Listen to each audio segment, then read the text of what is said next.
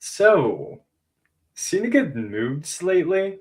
Welcome back to episode number 2 of our Survivor 50 coverage of season 50, Survivor 50 in the hands of the fans. I am Joey Overding, and today I am joined by the radical, the rambunctious V Ryan. How are you doing, Ryan? Hello. I'm doing well. Thank you again for doing this. I like that kind of made this a little bit of a regular thing and Yeah, obviously excited to talk about the Big 5-0. the big 5-0. We're here, we're doing it. I mean, it's a huge season. Some may say the biggest season. Uh, episode 1, 3 hours long. Ryan, you watched it. What do you think? What do you think of the season so far? Not bad, not bad at all. It's funny. You're always like, oh, I'm excited to see this person do this and break down this and look at this. And you watch the first episode, the first 15 minutes, 20 minutes, and you're just happy. You're just like, Yeah, this is so good. Like it's just a big smile the whole time from start to finish. Like it's so good not only to be back, but just to see all these people again and just the celebration of the show as a whole. I think they yeah. did a really good job with what they've done. Yeah, I think, we're only 2 episodes in, but I think over time, 2 episodes, I've been so like sold on the cast. It's crazy because everybody had their nitpicks when the cast was announced and all that stuff. And maybe with the tribe divisions and whatnot, everybody has their thing. But I've really been very happy with what we've gotten so far in terms of purely just showing off the people. I think a lot of people were scared that sort of the conflict would be a little neutered from the new era editing, especially in the recent seasons. But I think it's been a pretty good balance so far, personally. Yeah, I think that's right. I think I had the same thought. Like people can say this person should be here instead of this person, and that person should be here instead of this person. But overall, just a really good job of showcasing people, and especially when you have a 3 hour episode of people that you've already seen before. It kind of makes life a little bit easier. Yeah. But overall, really good job so far. Yeah, it's pretty true too, especially in the sense of like, hey, it's a 3 hour episode where two people go home. And they go home for different reasons. It isn't just two tribes are going to tribal council. It's one has a tribal council and another person is just getting medevaced. So I mean, what do you think about that angle? What do you think about Kyle going home and Jenna going home? Yeah, I mean, for Jenna, it's hard because especially even what we saw from this episode, like you see all the strategic conversations, you see this person wants to work, this person, so on and so forth, and all these chats. But ultimately, I think it still ultimately comes down to connections. Yeah. And I think it's just the lack of connections versus compared to other people, I think, is what happened. And I think in regards to Kyle, it's just a shame. Like, obviously, we're always gonna see the best of what Kyle had to offer in one episode since he Sure. left, but it really does seem like he was setting himself up really well, and I believe he was. And that's not to say they wouldn't turn around and vote him out right now, but I think right away or two tribals from now. But I really do think he put himself in a great spot. So it stinks that he had to go home. You don't want to see it that way. It's funny. Camilla said in the episode, like, "Oh, it's not even like it's further down the line." Like, I think this is probably better. Like, Yeah. I feel like going home this as opposed to it's final 9 and we're cooking, and now all of a sudden I have to go home. I feel like no harm, no foul. First episode, it sucks, but rather now than mid game. Plus, now you get all the what if scenarios. Like, what if this person went this far? What if Kyle went to the end? Like, that doesn't happen in every season. Like, first of all, there is not very often where a medevac happens like super late into the game. But Yeah, like the example I can think of is like Survivor Karamoan. Eric gets medevac. No one's sitting here saying, "Well, what if Eric made it further?" You know what I right. mean? Like, that's not something people say. So, no, I think it's true. I do want to ask you because you just kind of mentioned this offhandedly. Was the idea of Jenna went home because she just didn't have the same connections as everybody else. Do you think that matters a lot for season 50, or do you think it was just that particular situation? I think it matters a lot, and I think that's why we've seen the first two vote outs that we've seen. I Yeah, think ultimately, like everybody's gonna say, "Oh, that's not it," or I like this person, but I think it's so hard, especially for people who have known each other for so long, or people like Christian and Emily who we know have done other things together, and yeah, our and friends. Yeah, Yeah, so it's going to be hard, especially this early, um, to kind of see them go after each other with that really, really good reason. So I think, especially early on, the next few votes or so, I think we might see some of the same things. As it gets down the line, though, people are gonna want to win. So once the numbers start going down, I think we'll see that change. But I think for right now, I think it makes sense that it stays that way. Yeah, I think my thought on that is I don't necessarily think it's as much about connections, though I do think that like Christian and Emily, like that matters that they know each other. But I think it kind of goes beyond that in a more general sense of like, I think an important thing is connections, right? Or not even connections, it's the predictability of the connections. It's Sure. Christian and Emily being able to say to each other, I know how you play and I know how you operate and I know how your mind works, while you look at Savannah or Jenna and be like, I don't know what I haven't seen Jenna play in 20 years. I don't know why she's going around saying we should get rid of Sari. I've never played with Savannah. I don't know how she works, you know, and all that stuff. And we saw that come up with Joe too in this episode. So I think that like those are the sort of things that I think matter a lot, especially in the early stages of the game. I think once you kind of get your footing, you can allow yourself to be a little more crazy and unpredictable. But I think Yeah. for now, they'll target you for anything. And if it's targeting someone for I don't know how you work, then I think that matters. Sure.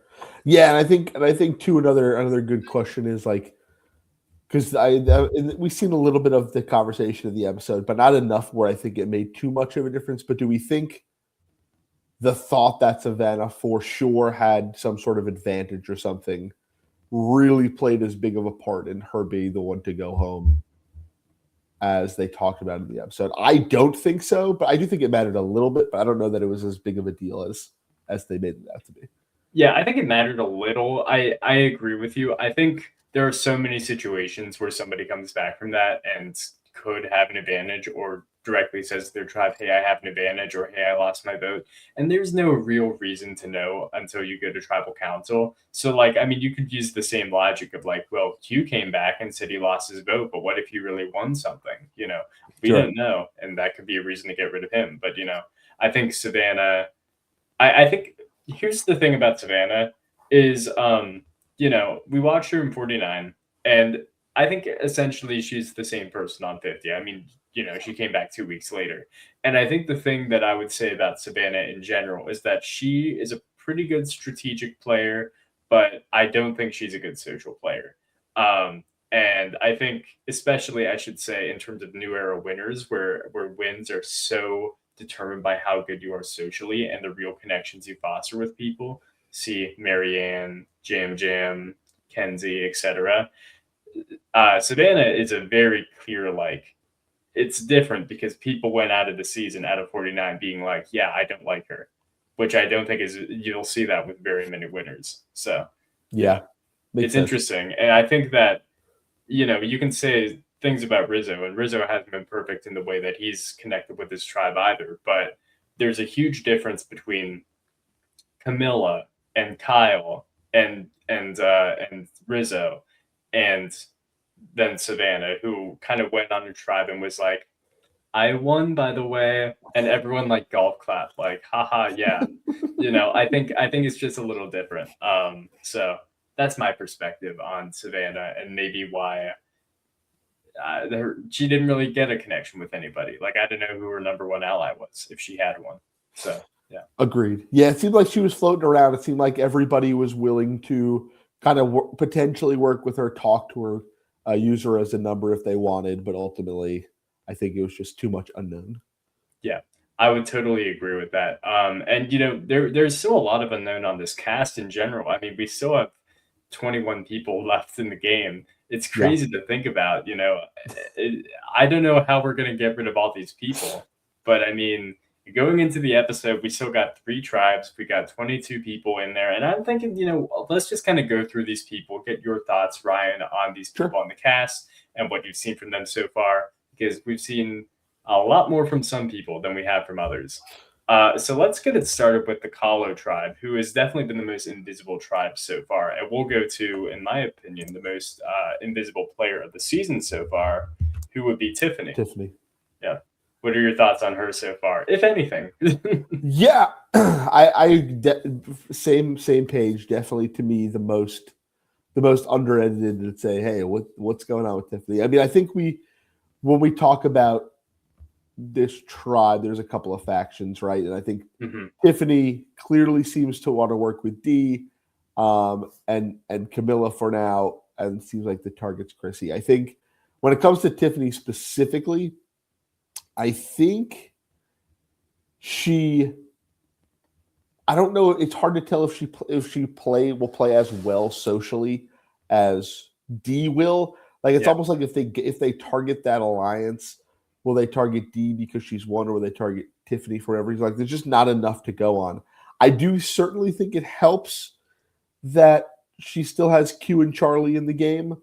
When it comes to these tribes getting mixed up and whatnot, I do think that helps. But ultimately, it's so hard to say where she's at because she's easily been the person we've seen the least of.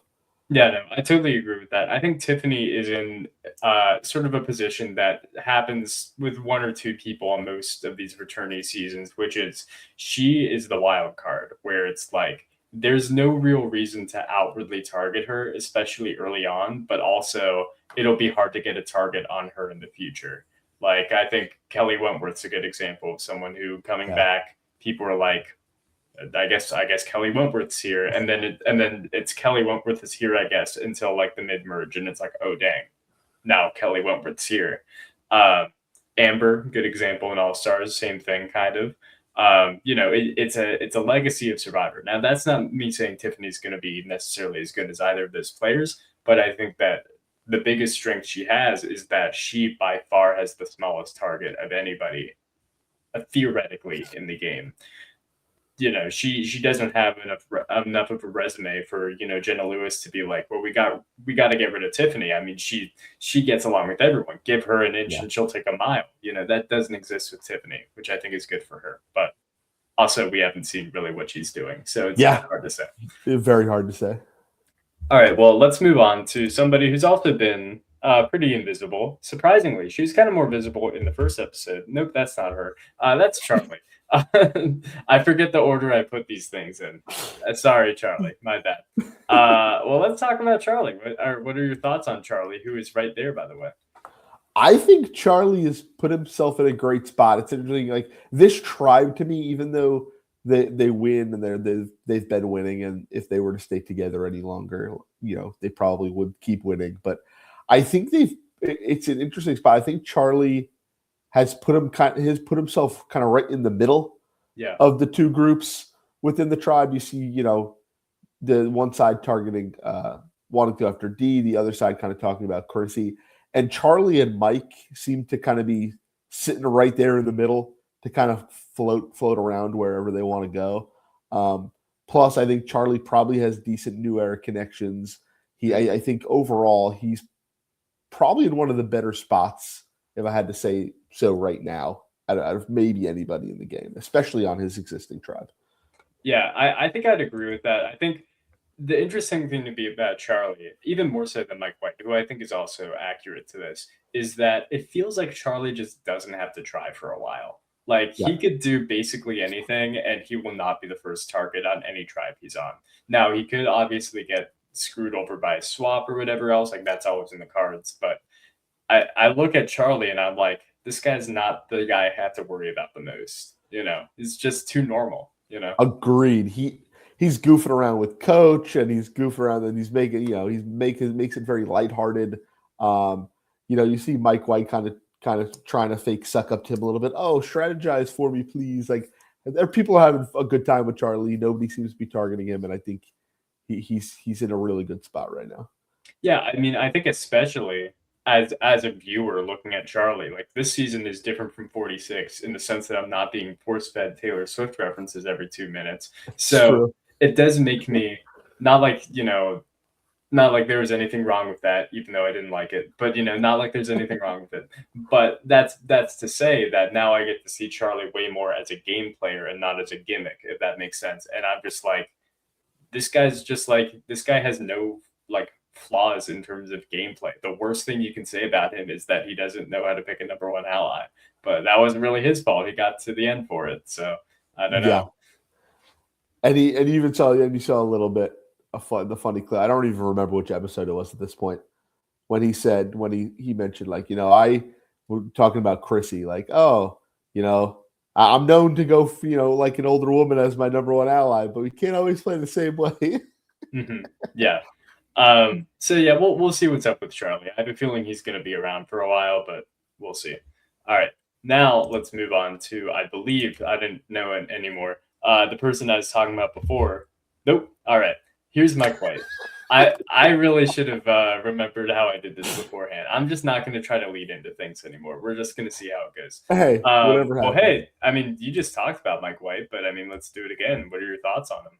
Yeah, it's funny. Mike White was probably coming into this the person that I felt, and I'm sure other people might have, like even the cast, but like, what are we doing here, Mike White? Like, yeah, what's Mike gonna bring? Like, obviously he knows the game really well.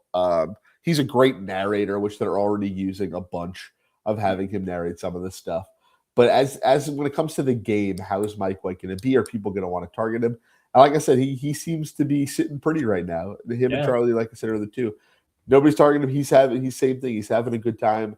He, joking around to everybody talking about how ripped he is. It's really, really fun with Mike White, great narrator. And I think he's in a spot too where he's able to do what Charlie is doing right now and probably even more be able to sit under the radar because of a situation where if those two were to stick together for whatever reason, like I don't know that it will because the game moves so fast, but like Charlie would certainly be a target ahead of him, and I think a lot of other people will be too. It'll get to a certain point where it's like, we're really going to go after Mike White right now instead of all these other 500 people. And the big question will always be, do people think that bringing Mike White till the end will guarantee that people won't vote for him just because of who he is? And that's always a big question too. I mean, that was just kind of the question on David versus Goliath, right? I mean, it's the same thing. I think this is a new and improved Mike White in the sense of like, I think the one thing that you could knock him against him, his physicality, has all of a sudden been rendered useless because he's the most cut guy on the beach. It's him and Jonathan, and it's like, I mean, you can't say that he isn't fit. All you can say is, if you're going to vote him out for being bad in challenges, you have to be like, well, I'm voting him out because he's old. And who's going to say that? To the showrunner of the White Lotus. So, I don't know. Do you think people are being nice to Mike to try to get a spot on the show? I would say probably not, but I definitely think it's a thought for some people. Like I don't necessarily think, I think people genuinely like him. I think he seems pretty fun to get along with. But I definitely think it's in the back of their minds. Like, hey, let's not blow this if it comes down to it. I don't think it'll stop anybody from voting him out, but when it comes to like actively going up to him and chatting with him and kind of and being more involved with whatever he's doing, I certainly think it helps. Yeah. No, I've really appreciated him on this season though, because at first I was like, all right, Mike White's here. Yeah, we got to have a celebrity here. Yeah, I get it. But it really is true what you said before of like, he's a really good narrator. And I forgot about that. And he's a unique narrator too, because he's just so naturally awkward. Like, he and Christian are really two sides of the same coin in terms of like awkward charm. It's just like, it's like nothing. Like, I feel like Mike White cracks his voice in every sentence he says, but it makes every sentence he says way better. Like, it's awesome. It's so fun. He's so fun. He's so fun to listen to. Yeah. So we'll see how he goes. Let's move on to our next person, who is Dee. Dee was the person I was talking about before because we've gotten some confessionals from her, but kind of like Tiffany, I feel like she's sort of been more under the radar so far. But what are your thoughts, Ryan?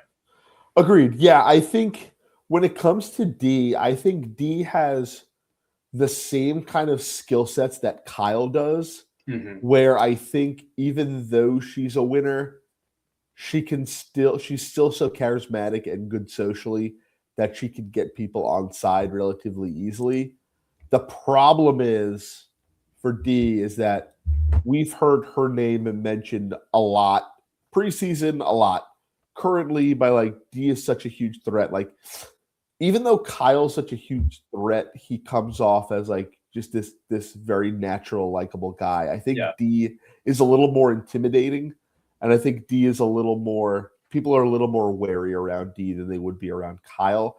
And I think especially with both other winners gone, I think it's going to be hard for D to get super far in the Yeah, game. I think look, I still believe, even though there's been a lot of love to Kyle over the past few weeks, I still think Dee's the best winner of the new era. Agreed. But and I do think that that carries some problems for her in the sense of Kyle, I think people agreed was at least like a pretty solid winner when he won. But D, especially since it's been like 2 or 3 years since she won, I don't know.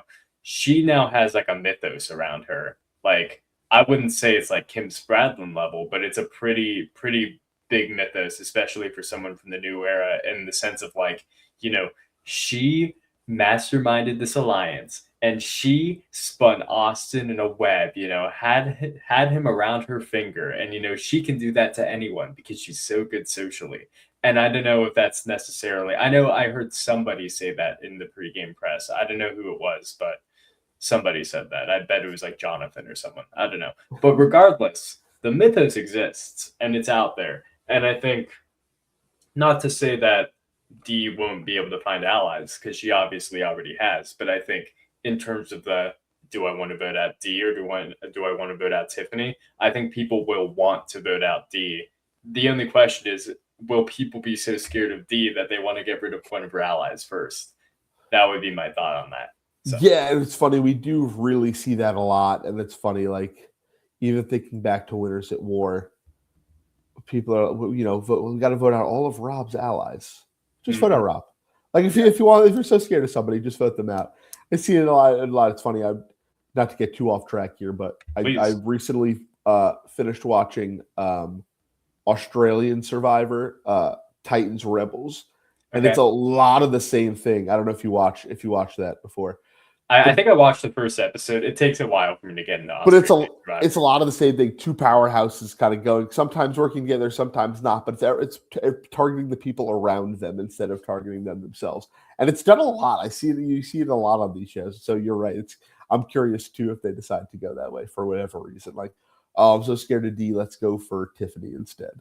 Yeah, but no, I also think D, to her benefit as well, is so naturally charming, like a Kyle, that I think it, especially during a tribe swap, I think it's way more likely that people are like, D, oh, I want to work with her, or somebody like maybe a Chrissy or a Colby or someone is going to be like, we have to cut the head off the stake now. I will not allow myself to get emotionally invested with you. I have to do this. So that could be her downfall, but I think she's more likely going to go home because people see her as a threat than certainly as like, oh, she can't do challenges or anything like that. So we'll see. Yeah.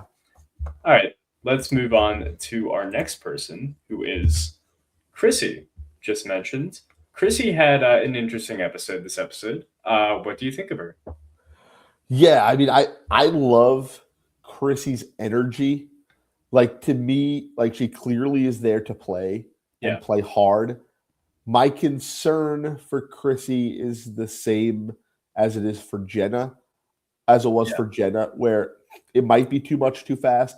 I don't hate the idea she has. I don't hate what her game plan and how to go about it. I just am concerned that even on her existing tribe, we saw it a little bit, or on other tribes, that she might be coming out of the gate too hot, too fast, and it might bite her in the butt. Now, I don't think people look at her right now as like, this is such a huge threat that we need to get her out. But I do think, especially in tribe format, the longer stays in tribe format, the more trouble I think she'll be in. Yeah, no, that's a good point. I do think if she gets to the individual stage of the game, she'll be probably pretty set to go for a while, Agreed. Which I think is kind of true of like the standard mom type role, is that like typically you don't see them get voted out like as soon as the merge hits. And that being said, I do think Chrissy is just she's a weird, fascinating character in the sense of like, Survivor is all about ego management, right? It's all about making sure people feel comfortable with you, regardless of how much they feel like a manly man or whatever. And Chrissy kind of does that, she'll baby coaches, nurse legs or whatever, and like say, I can get the fire started if you want it, or somebody else can. But the way she does it is just it feels so, I wouldn't say fake because this is definitely just who Chrissy is, but I feel like if I were a person on the island, I would feel like I was being babied and wasn't being treated like a peer, if that makes sense. Yeah, and we saw a few people bring that up, like, hey, like we like you, you're super nice, but like it's a little bit too much over the top. Like let's Yeah. take a step back and let's cool it for a minute. So I can definitely see that. Yeah. Um, Especially like I think it's one thing to do that in Heroes versus Healers versus Hustlers, where it's like, hey, we're all in this environment. You're helping me out. I'm Ryan Ulrich, and I'm new and I'm just a bellhop.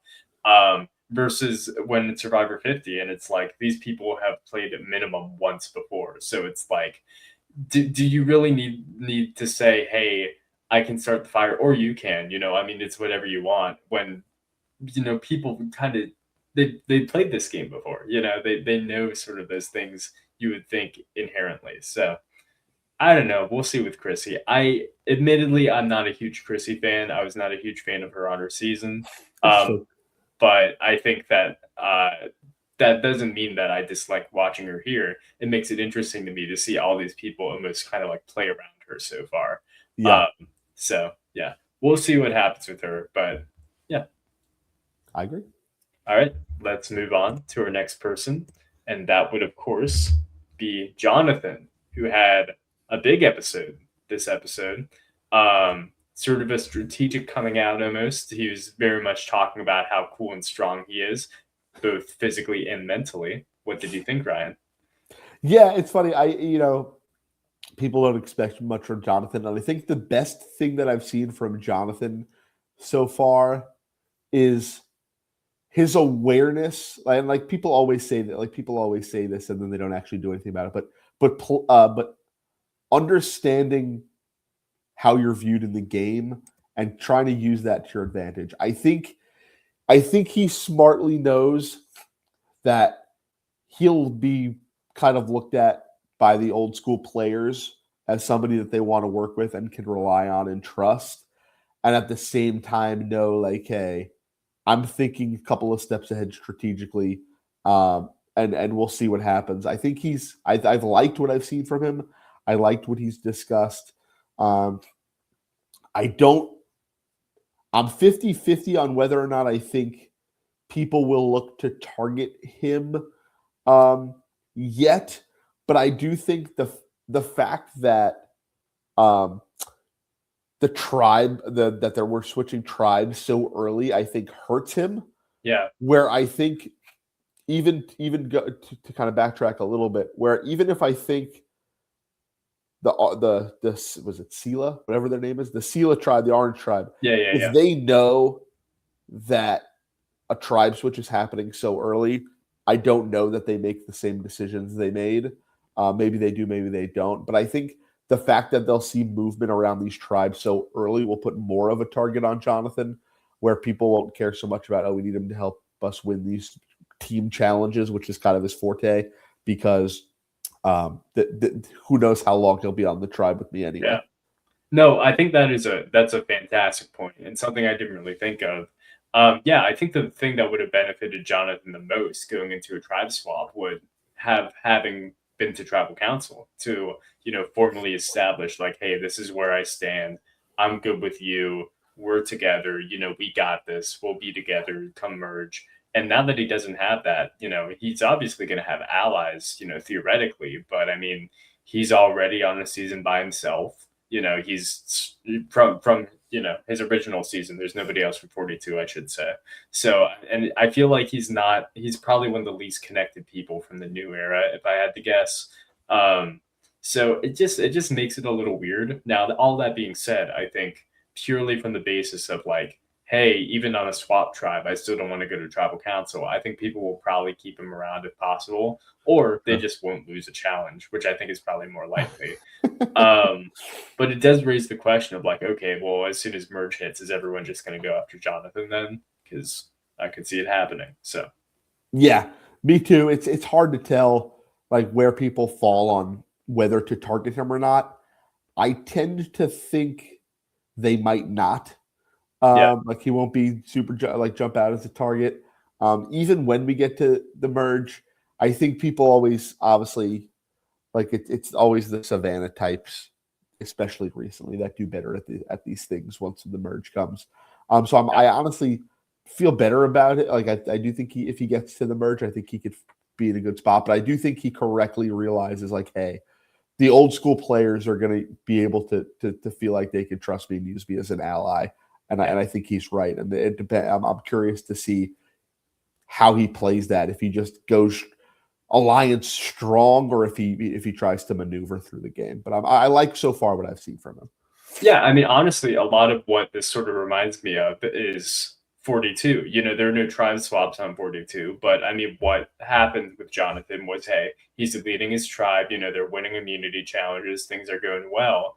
Dot dot dot. You get to the merge, and all of a sudden, everyone's looking at bigger threats, is looking at bigger people who have advantages and things like that. And I feel like that's going to happen with Jonathan too. Like I'm just thinking about this tribe that we've been talking about, and it's like who do I imagine would get targeted first, Jonathan or D? I would say probably D. So Yeah. I don't know necessarily if that means he's going to be around long term. Like I don't think he's going to get into fire making like he did in 42, but I do think it's pretty good for his game that I think he's not going to be the immediate first target for a guy who is as great at challenges and as great dives as he does. I know, majestic in the water. Mhm, mhm. All right, well, let's move on to, I believe, our final person from this tribe, and that will be the one, the only, Camilla. And if there's one more person after this, I really got to stop doing this. All right, well, Camilla honestly didn't have a very visible episode, but when she did, you know, she was talking and crying about Kyle, unfortunately. What do you think about Camilla in this game so far?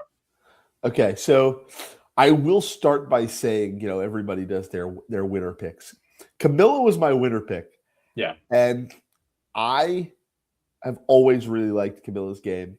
I think Camilla is probably, when it comes to tribe challenges, and you can see it, probably one of the best puzzlers out there. So even with the combination of Jonathan and Camilla, I was like, they have the perfect blend of this. I didn't think they'd yeah, really ever go to tribal, and we've seen it. Um, but I love the way Camilla plays socially. We've seen a little bit already of anybody but me be like, oh, bring up this name, yeah, sure. Bring up this name, yeah, sure.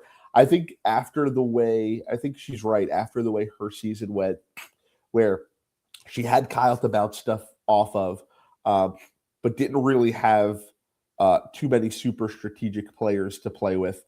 I do think she really will take advantage of every opportunity to kind of maneuver around and do whatever it takes to kind of try to win this game. And I think I'm back and forth, but I'm leaning towards Kyle being gone as probably a net positive for her yeah, game.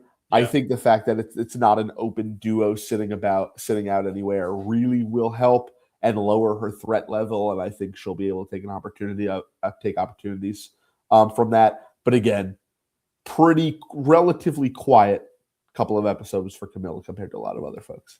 Yeah, I think I agree with you on the net positive thing. I think about it from this perspective, like if if Kyle stayed in the game, no matter how his injury is, he's probably going to stick around for a little while. Like I think he survives a vote or two regardless, which means I think it's pretty likely that he can make the merge. And if Kyle and Camilla are on the beach together and they're back there, nobody's going to be like, "Oh, that's something we could ignore," especially when the entire plot of 48 was basically look how secret our relationship is. We cannot talk to each other on the beach all day and we'll just look into each other's eyes and know who to vote for. Yeah. You know, like you can't do that. So all that being said, I've been super impressed by Camilla, even in the brief amount of game that we've seen from her, which is part of the reason why I want to talk about her so late into this little slideshow, which is I think Camilla is doing something nobody else from 48 has been able to do, and certainly nobody from 49 has been able to do, which is it feels like she's playing a completely different game. like it's only been a few months in her world since she played 48, but in 48 it was all about I'm gonna be loyal and I'm with you till the end and blah blah blah. And she comes out on this season and is like, oh my god, I hated that. Let me just actually play Survivor, which I love. I love that because I mentioned this on last week's podcast, but I think that she's kind of like the best of both worlds, where it's like people see her as a super loyal ally, but people also see her as super strategic. And so I think that that's something that blends well together. I think other contestants have had that, like Christian's had that as a big benefactor for his game so far. So I think that Camilla's in the same boat. And the nice thing about her game is she hasn't even had to go to tribal council yet. And I think she already has this positive perception and the net positive of Kyle going home. So there you go. Yeah, I think she's in a really good spot. I think the Christian comparison is a good one. And I think we haven't heard one way or the other, but I don't think there's anybody right now saying, look how much of a threat Camilla is. Like, we need to do something about this. Like, I don't think she's on that level. No, and the nice thing about Camilla too is that you don't necessarily look at her and think, oh, she's amazing in challenges. But I mean, like, if it's mental, she's got it kind of down pat. Like One of the she's best. like if it comes down to a puzzle, she's probably your favorite. So, she's kind of got it all. Like she can witness emotion. She can do whatever she has to do. So yeah, Agreed. big fan of Camilla.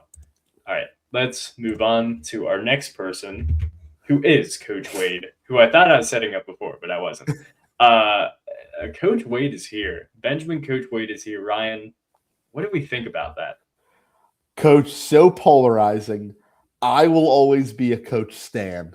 I love me some Coach in all his ridiculous glory. I think it's been absolutely fantastic. He comes into the preseason. Listen, I'm a new man. I've done this. I'll play it up for the camera a little bit. He knows how to put on a show, but ultimately, everything he's done so far it's just made me smile. When it comes to the game, I don't know what kind of spot he's in. Like everybody seemed to want to work with him preseason. I think that will stay. I don't know that people will still take him too seriously, but I just love everything that's happened. The fact that him and Ozzy stuff has been so great. I think it's funny because I actually really liked what he did when it comes to the stealing of the key from Ozzy. Like, sure. He's right. Like, according to what we saw anyway, I didn't make an agreement with Ozzy. Ozzy said, Q, I won't take it from you if anything happens. He's like, I purposely kept my mouth shut. I took the stuff, and I think it was great for my tribe. I think his tribe appreciated it. I think it all makes sense. But to just actively just continue to now call out Ozzy for calling you out it's too much, but it's the best. It's not going to help him. It's going to only make him enemies. People like, Coach, settle down. But ultimately, at the end of the day, I just love everything I've seen from Coach so far. Yeah, I mean, we are 2 episodes in. I think I could make a strong top 10 list of the most ridiculous Coach moments already. Like, I truly think I could. From the very jump in episode 1, going on the what I guess I was about to call the South Pacific Challenge. Also cute. For no reason. Where he steals the key, already ridiculous. And me after him showboating it and like hitting the Dragon Slayer pose in front of Ozzy's dismantled corpse, like it's his aching back and all. Fantastic. And then him being like, you guys get to open the box. Isn't that awesome? You get to open the box. Meanwhile, he's still like so happy that he's the hero for his tribe. It's awesome. And since we're on episode 2, I mean, we have to talk about the fishing. And he's being saved by the boat, and he's just laying in the water screaming. It's so good. You know what's awesome about Survivor and awesome about Coach? If it were any other contestant, literally any other contestant going out into the water and like holding their leg like this in the water, I would be like, oh God, we're going to see another medevac. We're going to have to get Dr. Joe out here. But because it was Coach, I was like, he's fine. Like you gotta get Chrissy to give him a massage, whatever. So good. I want to bring back up this screenshot because I made sure to very specifically take it at a very certain moment. This is when Coach looks at the camera and says he would have died if it weren't for Jonathan. Which, I mean, top 10 list of most awesome Coach moments of the season. He would have died if it weren't for Jonathan. Not to say Jonathan didn't do anything. He was there, but he did not provide you a boat, Coach. He did not do that. Oh my god. But I love this because I believe he says, I would have died if it weren't for Jonathan. And I'm being serious. So. It's great because it's so unserious. And I think Mike White, I think the line of the episode was Mike White saying he looked like a bug floating in a pool. Had me cracking up. I was like, that's really such good. A great just laying there. Not even to get into, I mean, we showed Camilla before. Him perfectly going from Camilla's, and Ozzy's disappointment to Kyle being medevac to him being like, yeah, that happened. But Ozzy, you really shouldn't have said that. I did not. I'm all about honor. I'm playing this game with honor. It's like ridiculous. I really thought like, hey, he'll come in here, he'll do some of his ridiculous stuff. But so many people want to work with him, are happy to see him. I think he'll be in a good spot. And he's just is still so over the top about everything that it's probably only going to hurt him in the long run. But as a viewer, it's so good. How likely do you think it is that in the world where Coach makes it to the end, he does the exact same thing he did in South Pacific and owns up to nothing? How likely do you think that would be? I actually don't think it's likely. I think he's shown you even by the move that he used by the move of stealing the key from Ozzy. Mm-hmm. Proves that he's aware of what he needs to do to win. I just think he can't help himself with some stuff. But I think when it comes down to, if it came down to a final tribal, I think he'll own it. I don't even remember exactly what, so I won't quote it. But sure, even in the preseason, he kind of went through and said, my first season was about making a name for myself. My second season was proving that I could actually work with people, and that it wasn't. And then the third season was about proving I could actually play the game. I think he's done everything he wants to do except win. So I do think he will do whatever it takes to win. I think he'll be able to plead that to a jury if he can get there, which he's not helping himself get there, which is the problem. No, but also, I mean, like if you're somebody else, you're like, why wouldn't I bring Coach to the end? He just eats his own words every moment he can. Like he can't help himself. So. Yeah. I would bank on that pretty handily. All right, well that's one tribe down. Let's move on to the next one, which is Vaatu. Vaatu, of course, Kyle's already gone, but still plenty of interesting people. But also some sort of more invisible people that we've seen. Somebody who I'm been kind of surprised has been invisible is Angelina. What do we think about Angelina so far? Yeah, really, really surprising that we haven't seen more of Angelina. Really, the only Angelina content we got this episode was Q complaining about her not doing anything, which, sure, doesn't really do anything one way or the other for me. Yeah. But truly, truly no idea where Angelina sits. It certainly seems like Angelina would be in a lot of trouble if the tribe went to tribal council, but ultimately now that doesn't matter. So I think really just a reset for Angelina, and we'll see who she ends up working with. But it doesn't even look like her and Aubrey seem to be on the outs. It doesn't even look like that they've shown them chatting and making alliance. We just really haven't seen anything. So hard to say. Surprising that they haven't shown more of her, given how much of a personality she is. But nothing to go off of in regards to how she'll do going forward. You just mentioned your line of the episode being Coach is like a bug floating in a pool. For me, it's Q saying she's like a statue. There's just. Sorry, Angelina, but I mean, like, in terms of edit, that's basically what we've gotten. I mean, I think that it feels like she's a different person. Like, I obviously not, but it feels like it's just not the same person from David versus Goliath. Like, but we also haven't seen anything from her, so I don't really know what to say one way or another. It feels like she's on the outs regardless, and I feel like maybe, I don't know, Savannah this episode, I don't know who her number one ally is, if she has one. So yeah, and they've shown us none of it. Like to show us one or the other. At least we've talked about Tiffany.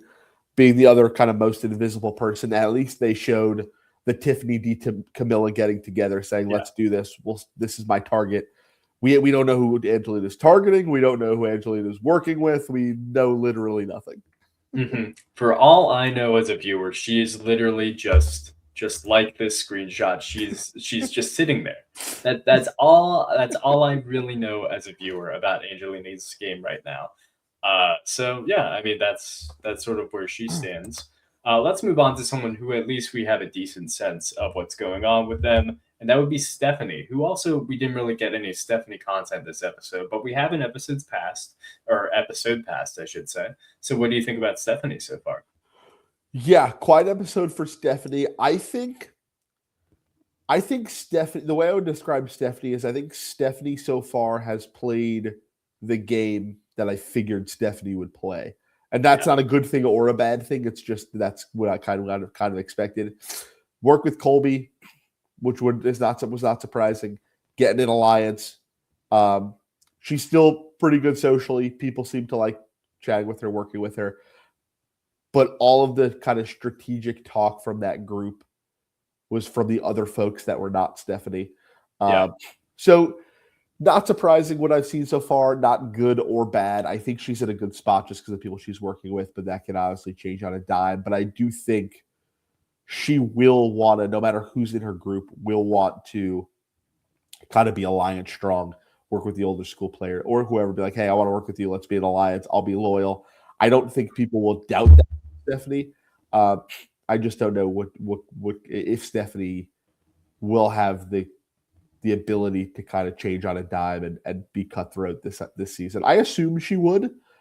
There's really nothing to show so far that she would. I think she's played the game that I thought she would, and I think she's in a fine spot. Yeah, I would agree with all of that. I think from my perspective, it's like Stephanie's game over time has sort of stagnated. I think in Palau, she kind of showed what the most heroic version of herself because she's leading this tribe even through disaster. I feel like Guatemala is when she actually really tried to play the game. And I think in Heroes versus Villains is basically like, well, let me just try being the leader again and see where that gets me. But she was in the Minority Alliance, and I feel like so far in Survivor 50 it's been, well, what if I just try being the leader again / be myself again? And this time she happens to be essentially in a Majority Alliance that they haven't gotten tribal yet, so who really knows? So and are missing a couple of votes out of that alliance. Yes. But regardless, I mean, I think partially because of all of that, I think Stephanie's in a pretty good spot. I feel like if I were on a tribe with her and she weren't on my original tribe after a swap, I feel like I could work with Stephanie. I feel like that's someone I could link up with because I feel like she's not. She kind of wasn't Guatemala, but I feel like for the most part, she's not like a backstabber. Like I feel like she's a pretty loyal ally, famously. So I don't know. I feel like she should be in a pretty good spot, all things considered. But also, the connections thing you mentioned before, I think matters. She doesn't know any of these people besides Colby, I'm pretty sure. So yeah. Yeah, that's funny. That's another thing. Like like we've heard pretty like how people have felt about I've been watching. I feel about this person. Stephanie seems to be the one who's like confirmed, like maybe probably has watched the least, maybe, or maybe I would strongly assume so. Yeah. So who knows? But I think I don't. And again, I think Stephanie still physically is in a great spot. Like I think Stephanie's a huge threat come merge when it comes to challenges and stuff. So I don't know how much win equity Stephanie has. I think she might be targeted. Like you mentioned, whether it be connections or physical ability at the merge. But I don't think Stephanie's in any immediate danger in my mind. Yeah, I would agree with that. All right, well, let's move on to our next person. Colby. I mean, we just mentioned Stephanie. Might as well talk about Colby. They're kind of two peas in a pod this season. Here he is drinking lemonade coconut water. What do you think about Colby so far? I've been both pleasantly surprised and also a little hesitant with Colby. Yeah. I think clearly he's energized to be there. Clearly people socially want to work with him. I think he put himself in a good spot. I think the old school players will all want to work with Colby. I think Colby, we can see in this episode, had a little bit of a hard time not letting old school Colby stay reserved. He had to let out old school Colby. And I ultimately think that may come back to bite him. I don't think whether it would now or not on his existing tribe would come down to whatever Rizzo is thinking. Who knows? I ultimately don't think it's the worst thing in the world for Colby, but I definitely took Colby down a notch on my rankings after episode 2 as opposed to episode 1, where I really liked everything that I saw from him. Yeah, I think the thing about Colby is really just like, I do think that this is the best version of him that we've seen in 25 years. I think that Agreed. Purely from energy perspective, like this is the best version of him since Australian Outback, because he was checked out in All Stars, checked out in Heroes versus Villains, and now he's here and it feels like he wants to actually play. Yep. But the problem is, I mean, what Colby's playing is even at his most advanced is still a very old school game, which I don't think is a terrible thing. I think people like Joe and 48 prove that, hey, like playing a loyal, straightforward game can actually be a very good thing for you. It's just a matter of like, hey, can you sort of own up to it / put yourself in a position where you're clearly not the worst of the 3 people sitting at the end. So, yeah. Yeah. It'll be tough. And like it really comes down to who's around with him, right? Like, I mean, again, I have not seen, I assume they're out there. I have not seen the new tribe divisions. I do not know who's doing well. Would love to get into it. But like, I can easily see, if all these people are around, we talked about most of them already, but Colby, Stephanie, Coach, Jonathan, Joe, just like all like, hey, let's band together and just ride this out. And they won't turn on each other. They'll vote to like, I can absolutely see a world where something like that happens, where there's enough of these players around where they just want to work together and ride to the end. And they're in such a tight block that they won't turn on each other. Don't think it'll stay that way the whole season. But I don't think it's impossible that these people, Colby especially, find themselves in an alliance that he just wants to ride out and stay loyal to. I mean, but in general, even beyond the loyalty and, what his game will provide in the future, for the first 2 episodes, I mean, I've been so pleasantly surprised for him as like a narrator and a character. Like, we didn't even see that much of him confessional-wise this episode, at least not compared to episode 1. But like his presence of just being like this kind but still stubborn older man, at least for Survivor, is very nice to watch, especially when it doesn't feel like he's just there for the sake of it. Like, he's still physically fit for sure, and like he still has a strategic mind to some extent. So he was like fine with the bag search on Aubrey. Like, that's the thing about Colby is like, even back in season 2, it's not like he was completely like, he wasn't as extreme as Joe. I'll say that much. He's never been as extreme as Joe. So yeah, that's fair. I know, like the turnaround on Rizzo. Oh my gosh, look how annoying Rizzo is. Rizzo's just having fun. I remember when this is how old I was when I played. And I appreciate him having fun. Just to not stuck in on Rizzo's annoying and that's it. Forget about him. Like the turnaround, that the one-on-one conversation with Rizzo was great. Yeah, a lot of different slices of Colby we've seen so far, which I've enjoyed. For sure. Yeah. All right, well, let's move on to the next person, who is, in fact, Rizzo. Speak of the devil, speak of the god, and he shall appear. What do we think about the RIZGOD Riz God baby so far? Oh my gosh. I would say I'm leaning negative on Rizzo so far. I think just by luck of the draw and the fact that Kyle had to go home, people lost their votes, like he was pulled into this alliance. I think the biggest problem Rizzo will run into is people don't seem to be taking him seriously at this point. Yeah. Which I think can be good for him in the long run if he can kind of get his footing. We know he has the chop strategically to kind of work his way through. I just don't I don't think people take him super seriously right now.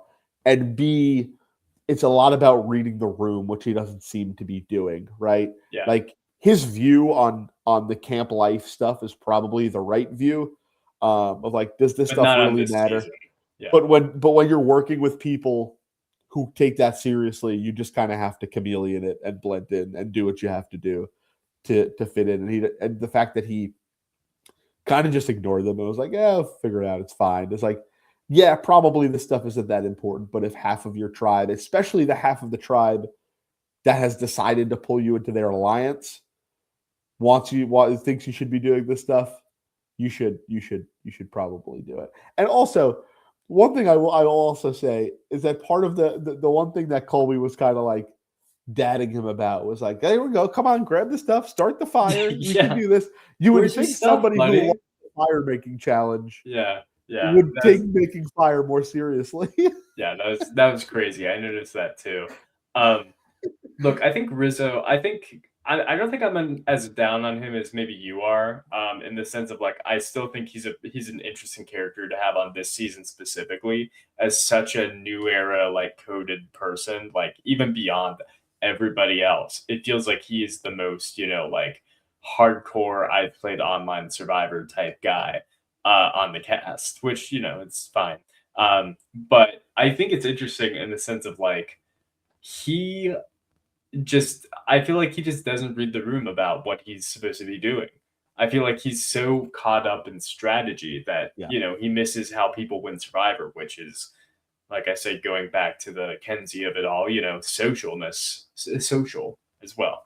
Um, but generally, I think that Rizzo is still an entertaining character for for sure. sure. I just, yeah, I don't know. Generally, in the long run, I think he's the extreme of the new era. Derogatory and positive to some extent, but I think that like even though it feels like the cast is so new era, at the end of the day, there are extremes to that too. And it's like, Christian is still willing to work with Sari, or Emily's still willing to work with whoever. And I think 49 and the 49ers represent like, we just came from a season that was so about strategy, especially for that duo who made it to the end through, an alliance or whatever else. Um, that it's just a different environment. Plus, I mean, they only got 2 weeks home, so I think that might affect things too, where they've always still been in the game mindset and haven't been able to reset from that. So, I think I see that from Rizzo as well.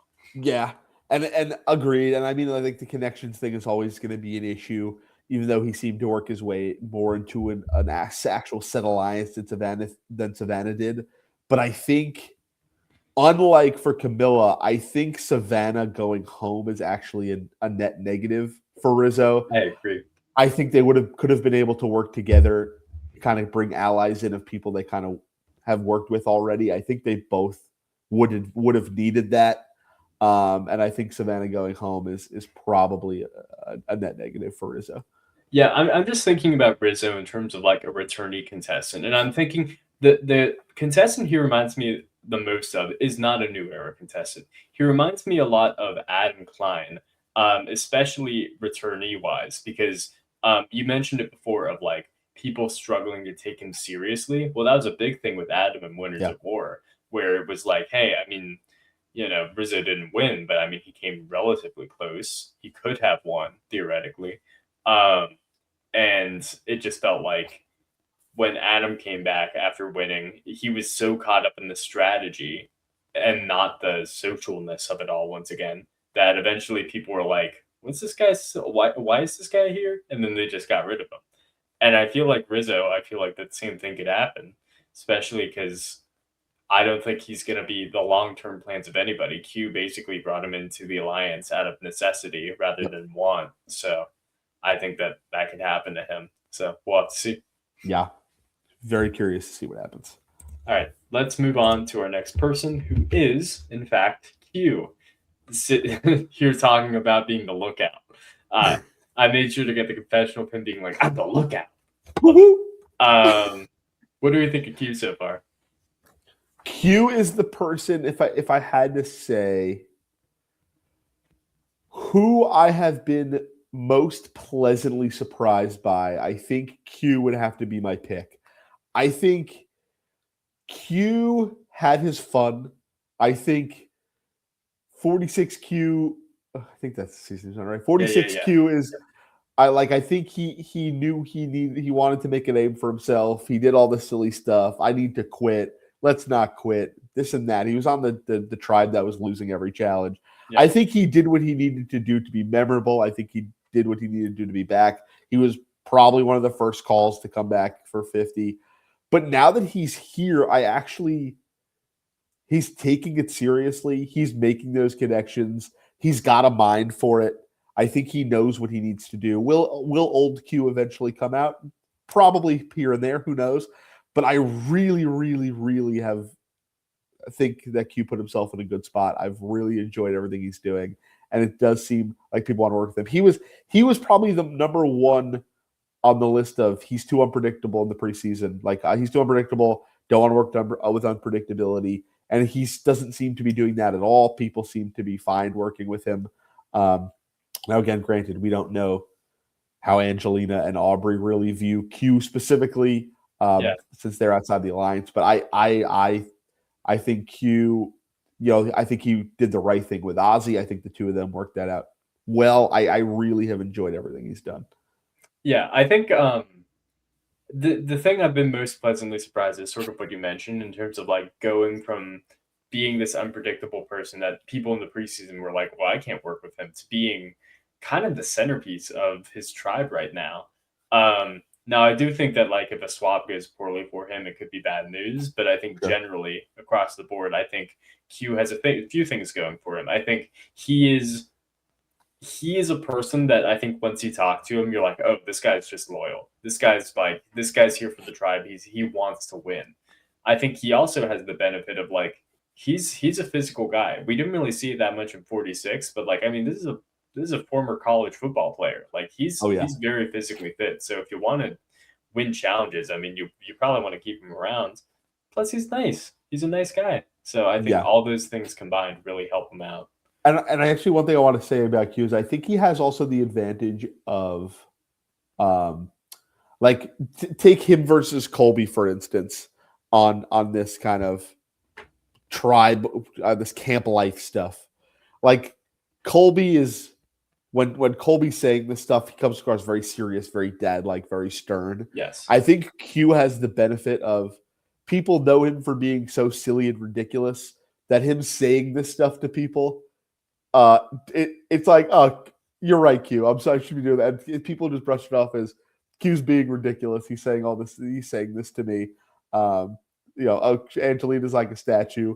All this kind of stuff. He has the kind of the advantage of coming across a little more silly and less stern when it comes to that. It comes to this stuff. Yeah, for sure. So I'll be interested to see how he goes in the future. I think he'll be here until the merge at least. I think so too. I like where he's at. So yeah, we'll have to see. All right, moving on. Let's move on to our next person, Genevieve, who has sort of been kind of a narrator of the season so far. What do you think about Genevieve? I'm twofold on Genevieve. I like what I've seen from Genevieve. Mm-hmm. I think the bag searching shenanigans that we got today, which obviously when we get to Aubrey, we can stop down and talk about a little bit more. But I think Genevieve going forward will not be in such a great spot. Like my concern for Genevieve is that she's in a group of specific people that want to work with her. I think they'll stick by her, but I don't know if she'll get in as well with other people. I think the reason she might have gotten in so well with the group she was in is because her and Kyle bonded a lot, and Kyle was like pulling all of these people together. Yes. And I don't know if Genevieve will be able to go out and do that on her own and pull in these people. We saw how awkward the conversation was with Aubrey, which I think was more on Aubrey than on Genevieve, but still it didn't go great. Yeah. I don't know if, plus Colby and Stephanie, I think will even being close with Genevieve, if they get the chance to work with some of the more old school players, I think they will. So far I like what I've seen from Genevieve, but I fear for her in the short term, come swaps, that she might not be able to pull a group together on her own. I do definitely think that, especially based on how she did in 47 as like kind of this almost late bloomer, like strategic force, I think people will look at Genevieve as a threat. I believe that they'll be like, well, we can't let her get too far because then she'll out strategic us all. And she's here, she's vulnerable, she doesn't have any super close allies.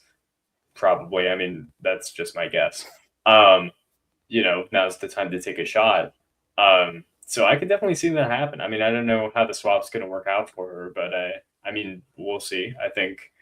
Yeah, I think it's a good point. Also, she's pretty good in challenges, from what I recall, at least mental ones. So I think that's another reason you want to get rid of her theoretically. So I think you're totally right. Yeah, definitely concerned for Genevieve, but like what I've seen. Yeah, well, and let's talk about the other half of the awkward conversation as well, because I mean, Aubrey had a very big episode this episode. Here she is holding an idol tearfully. What did you think of Aubrey this episode? Yeah, I think my take on Genevieve is the exact reverse as I feel about Aubrey. I think Aubrey staying on this tribe would have just meant that Aubrey goes home. Obviously, Yeah. Idol not included. But I think the fact that tribes are switching, I think Aubrey will probably be in a really good spot. I don't know, just from seeing how Aubrey is, like how the conversation with Genevieve went. Maybe she's not the best socially right now. Yeah. I don't know that I can look at this, what I've seen so far, and say Aubrey has any chance to win this game, because I would say she probably doesn't. But when it comes to longevity now at this point, I think she will have it. I think people won't look her as a threat. I think people will see her as a free agent who I think they'll will be willing to pick up. I think she's strategic enough to float around and not stick with one alliance. I think she'll be able to figure out where she needs to go and work with those people. I think that certainly she'll bond with Christian over getting the idol. I think Christian played that the right way. Let's get an ally. It's somebody who's on the outs. Whether he would do that or not, who knows? But I think Aubrey now will have longevity in this game that she would not have if we stayed on the same tribes that we were at. Yeah, I think that's a totally fair point. I think the interesting thing about Aubrey, and I don't this might come across as a little mean spirited. I don't mean it to be, because I think it's in general a compliment for her game.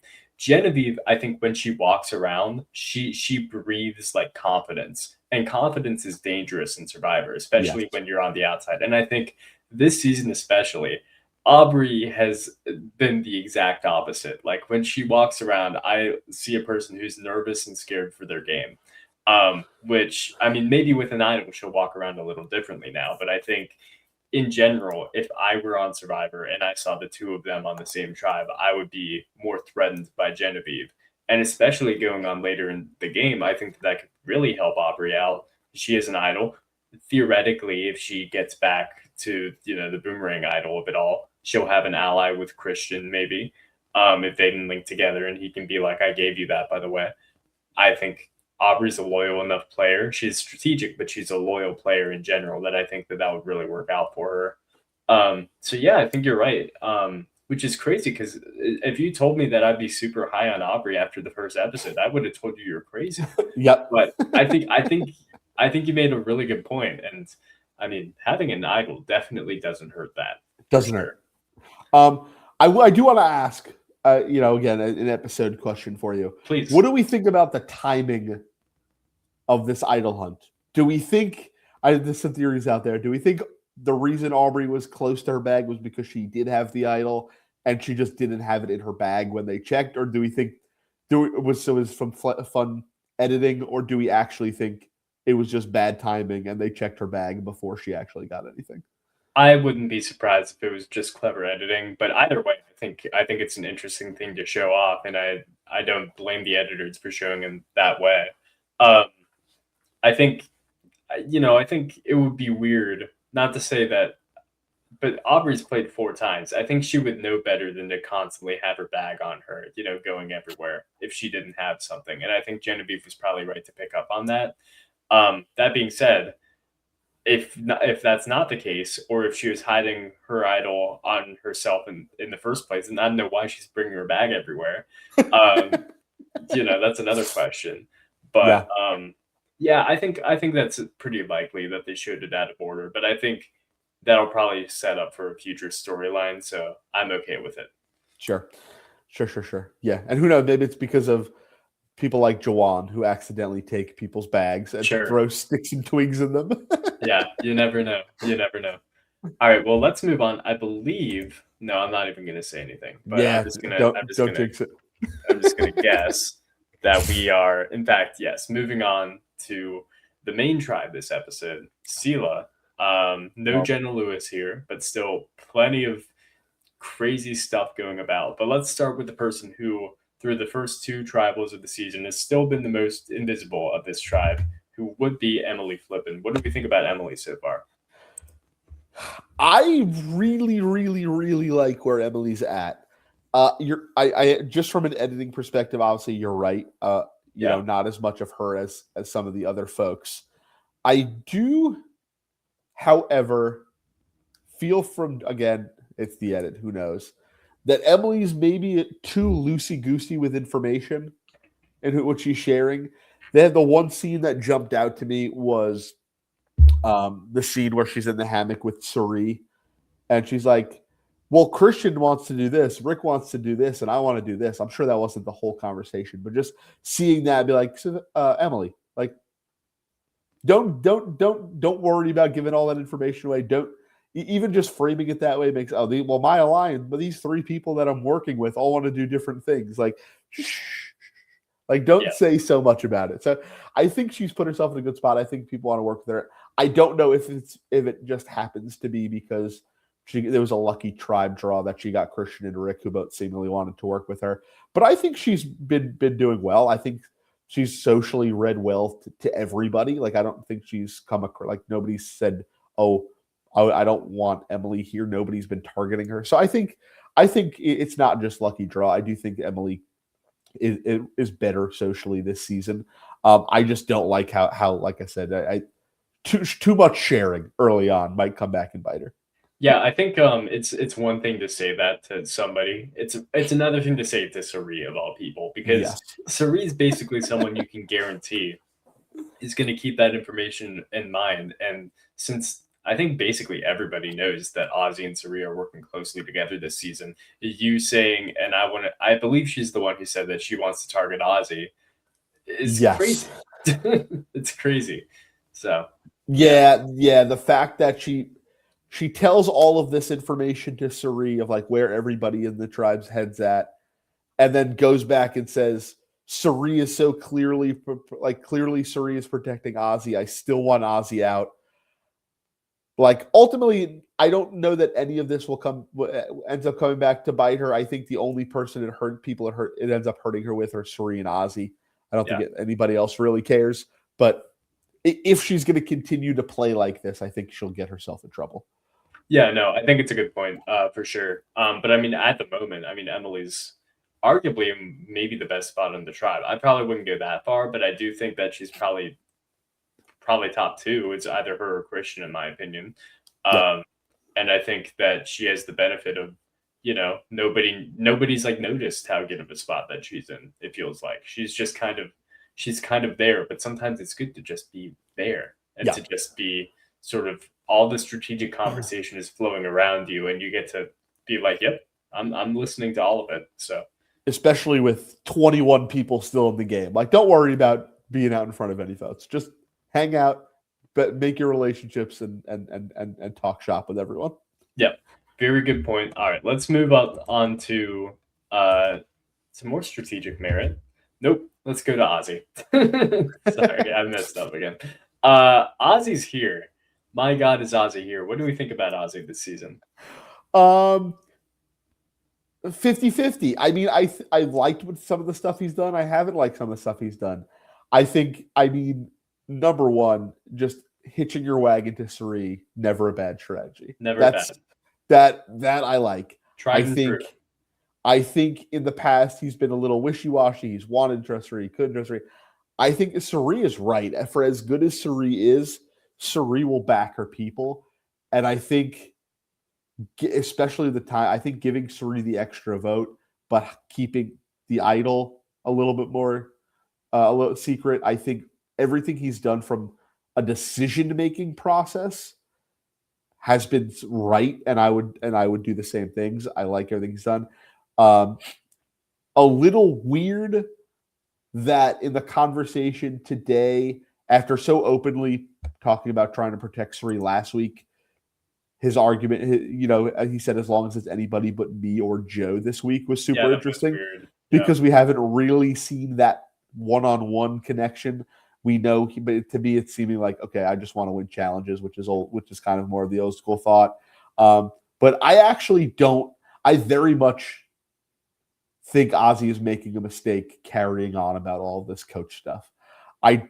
You can be perturbed about it. You can bother it. Obviously, there's history there, so there's reason for him to be like this. I just don't think it's helping to keep carrying on about this. I think it's just going to put more of a target on his back. I'll say two things about that. Number one, you got to give credit to Ozzy, though. He did have the perfect response to Coach during that whole thing where Coach is like, I've been playing the way I've always been playing it. And Ozzy's like, yeah, you have. For sure. Exactly. The other thing I'll say about Ozzy is like, if Camille is the first tier of like people who are playing different than they've always played it, Ozzy's kind of in that second tier where it's like, yeah, this is still Ozzy. Like, come on, we know how Ozzy plays. But I do think, unlike a coach, he's legitimately more self-aware than ever. I like the confessionals he's had, such as the one from the screenshot I just showed, where he's basically telling the audience, yeah, I know I'm not very good at strategy, so I'm just going to let Suri do it for me. Yeah. And it's like, brilliant. That's great. You know what? It worked for you when Yule did it for you in Cook Islands. Like, I mean, like, yeah, there you go. Yeah, and I think he's right. Like, I think the bartering with Q, I think never before would Ozzy have chosen the vote over the camp supplies, which I think obviously was the right choice. So I do, like I said, everything from a decision-making, self-awareness stuff, I actually have really liked. But obviously the fact that, especially now, if they're broken up, the fact that the rest of their tribe knows how close Suri and Ozzy are, along with the fact that Ozzy keeps bringing this coach stuff up over and over again. I don't think Ozzy's long for this, but the fact that he has an idol certainly helps. No, I mean, I'll say this about Ozzy, it's the same Ozzy, basically. He's still doing his majestic dives into the water. He's still being like, Ozzy's so fascinating to me because he's both someone everybody likes, and yet I feel like nobody ever like really wants around that bad. It's really interesting. Through all his seasons, I feel like that's the case. Even in South Pacific, like when he was the guy, it felt more like out of obligation because he's Ozzy rather than we love Ozzy. So it's really interesting. Like, I wouldn't be surprised if, regardless of how the rest of this season plays out, we see Ozzy come back again at some point because he's Ozzy. He's just always around. Yeah, always around. Love the self-awareness, and it is fun to see like Ozzy's older now, but to see, like, never mind the actual grabbing of the key and his back spazzing out, but even just like, can Ozzy physically still kind of do what he can do, and to see him the first half of that individual challenge just fly through, swim through the water, it's like he's still got it. He's still got it. When I saw Ozzy do his iconic dive into the water and throw the thing further into the challenge for like no reason, I was so happy. I was like, nothing's changed. We're back. So that's all to say that I'm really pleasantly surprised by Ozzy, and I've been very happy by him this season, just in terms of pure content. Like, I don't care how long he is for this world. In fact, maybe I'd be happy if he gets blindsided with that idol. Maybe it would make me happier because it would be so Ozzy of him. Yeah. But I don't know. I'm just happy from what we've seen so far. All right. Well, let's move on to our next person, Suri, who is seen here gawking at the idea of somebody lying on Survivor. What do we think of Suri so far? Okay. Suri is so good. Mm-hmm. I cannot believe these people did not vote Suri out of the first tribal council. Like, I know. That's will always be my take. I've always said if Suri wins this season, it's because there's 23 idiots on the cast. Like, Yeah. She's so good at what she does. I cannot believe she's still there. The I know. way she navigates this, to the point where people are still kind of like, she's like, look how good I am. People aren't clocking what I'm doing. They are, but they seemingly just You're don't not. care. Yeah. Like people like there's a conversation about how Suri, I think, is just doing this so Ozzy doesn't go home, is a right read, but she's so good socially that it's like, yeah, but we can still work with her, this Yeah. and that. This person's still a bigger threat. And she's right. She's the one planting these seeds about this is who I think should go and why. This is who I think should go and why. I'm very, very surprised by Christian because I want to talk about Suri. We have to talk about the first episode too. Sure. And the argument of Jenna versus Suri, and Jenna being so open out there, no relationships. She doesn't have those connections. Her game's out in your face. She clearly wants Suri out. Versus Suri, who's so good, can rope people in, has this alliance with Ozzy, and there was some back and forth about it. And Christian, Ozzy so clearly was trying to protect Suri, and Christian's thought of, we will have to play around Jenna, but we could work with Suri, is exactly the reason why Suri is so good at this. Yeah. It's crazy. I mean, to break it down how we got here, we get onto the beach and everyone's like, Suri's here. Suri's a big threat. We know how Suri plays. Jenna immediately is like, hey, we need to look at Suri, right? And everybody verbally agrees. Everyone verbally is like, yeah, Suri's a huge threat. And then the first challenge happens, and Suri basically single-handedly loses it for the tribe.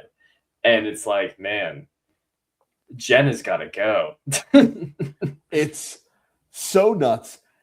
Even the thing that's even more nuts is Suri should have won instead of Jenna, no question. Just challengeability, the fact that she's such a huge threat. She's so much better at this game than everybody else. But then even the fact of Emily on that first episode to come out with the takeaway of, yeah, but Jenna's game is so out in front of us.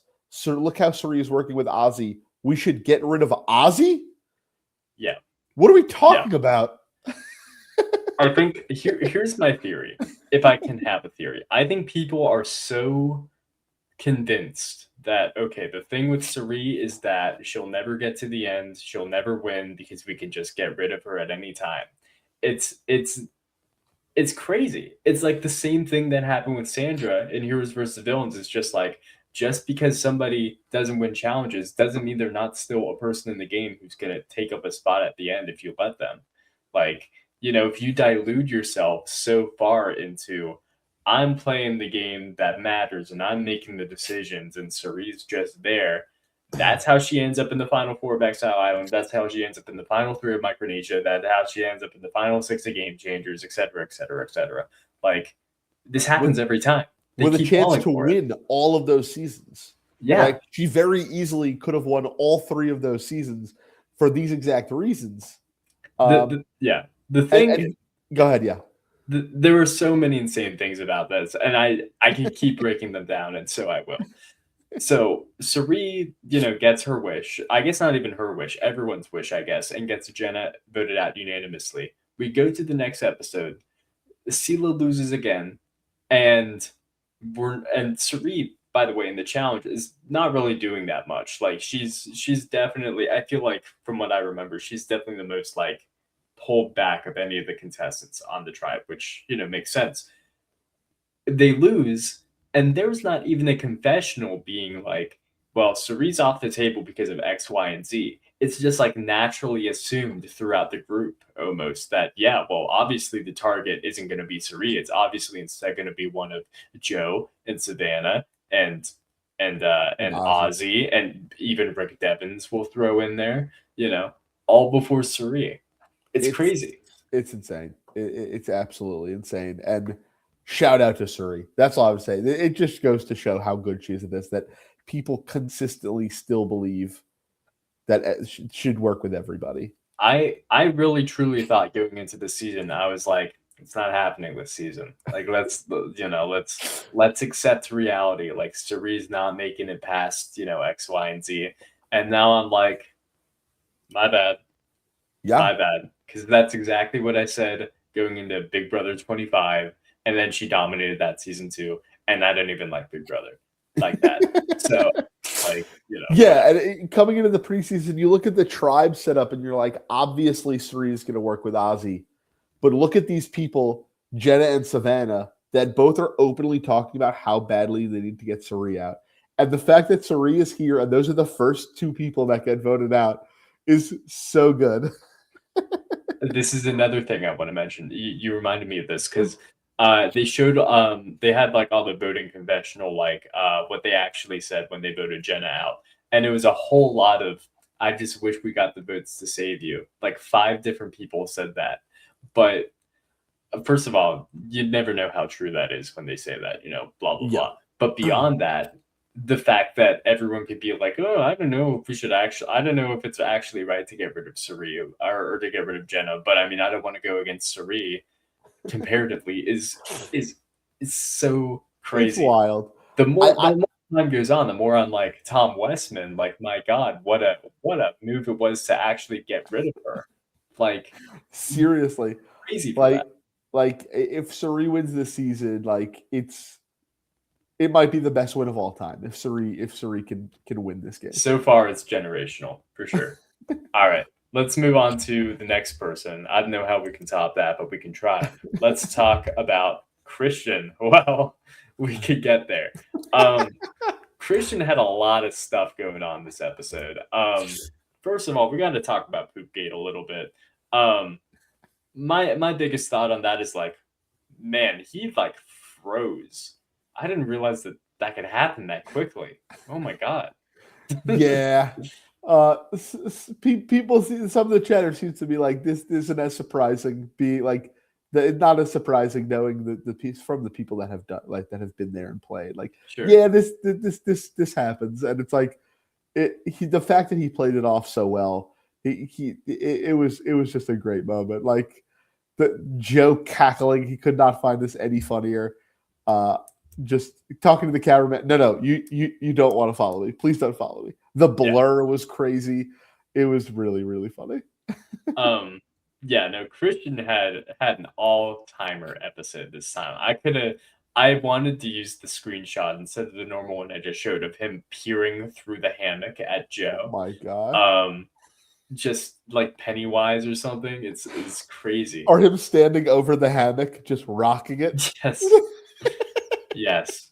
Yes. I mean, and that's not even to talk about strategically, which it felt like, if you're not going to give the credit to Cirie, which I would, you got to give it to Christian for everything. I loved the little talk of the water well he had with Cirie and I think Emily or maybe Rick, where they're talking about the rotation for Joe, the Jotation. And just how, important is now that's ego management, saying, literally being like, all right, we have to babysit Joe in order to make this tribe functional. Like I don't know if people would say that as explicitly or come up with it in such a regimented way that Christian would. So, I mean, shouts out to him for sure. Yeah, I think I'm with you. I give the credit to probably mostly to Cirie for this vote, even though in Emily's kind of breakdown, she does say like Christian would want Savannah to go. Sure. But I do think, even with all the work Cirie put in, I do think Jenna going the first episode was really because of Christian. I think he's driving a lot of the decision making. I think he's squarely in the middle of both sides. Cirie and Ozzy both seem fine to work with him. Obviously, he's with Rick and with Emily. Even Joe doesn't seem to have any ill will towards Christian. I think he's clearly an early favorite, just based on edit alone. But he's so much of a threat. Like, people are aware he's so much of a threat that it's going to be a tough climb for him. I mean, look, Christian was my winner pick purely because I was like, I knew that he would get up to some stuff, and I knew people would want to work with him. So and the big thing which they didn't talk about this episode was the fact that he's a baby. He's got the ultimate like insta win. He's The got ace in the hole. if he gets to the end, he instantly wins. Like so I mean, there's that. The question is, of course, will people let Christian get to the end? They won't want him to get to the end. They will certainly try to stop him. But I mean, if Aubrey gets blindsided with an idol, he's got one back. He's got seemingly a loyal ally to the end in Rick Devens. I don't know necessarily as much about Emily, but they seem like a tight trio so far. So I mean, things are going well with him. There's no reason to really doubt it right now. You know what I mean? Yeah, between Emily and Devens, between Sari, who he's been pretty open about, hasn't targeted her, always wanted her there. Between Mike White and Angelina still around. Especially this early, I don't think they have any reason to go after him. Plus, he's definitely going to be in with Aubrey now. I think he'll be able to make that relationship strong. I think just short term, I think he's in such a good spot. It's just a matter of can he get there in the long run. For sure. I mean, we'll talk about it for sure. Just the fact that it was Rick Devens' idea, who I believe is next, and I will risk hitting the button.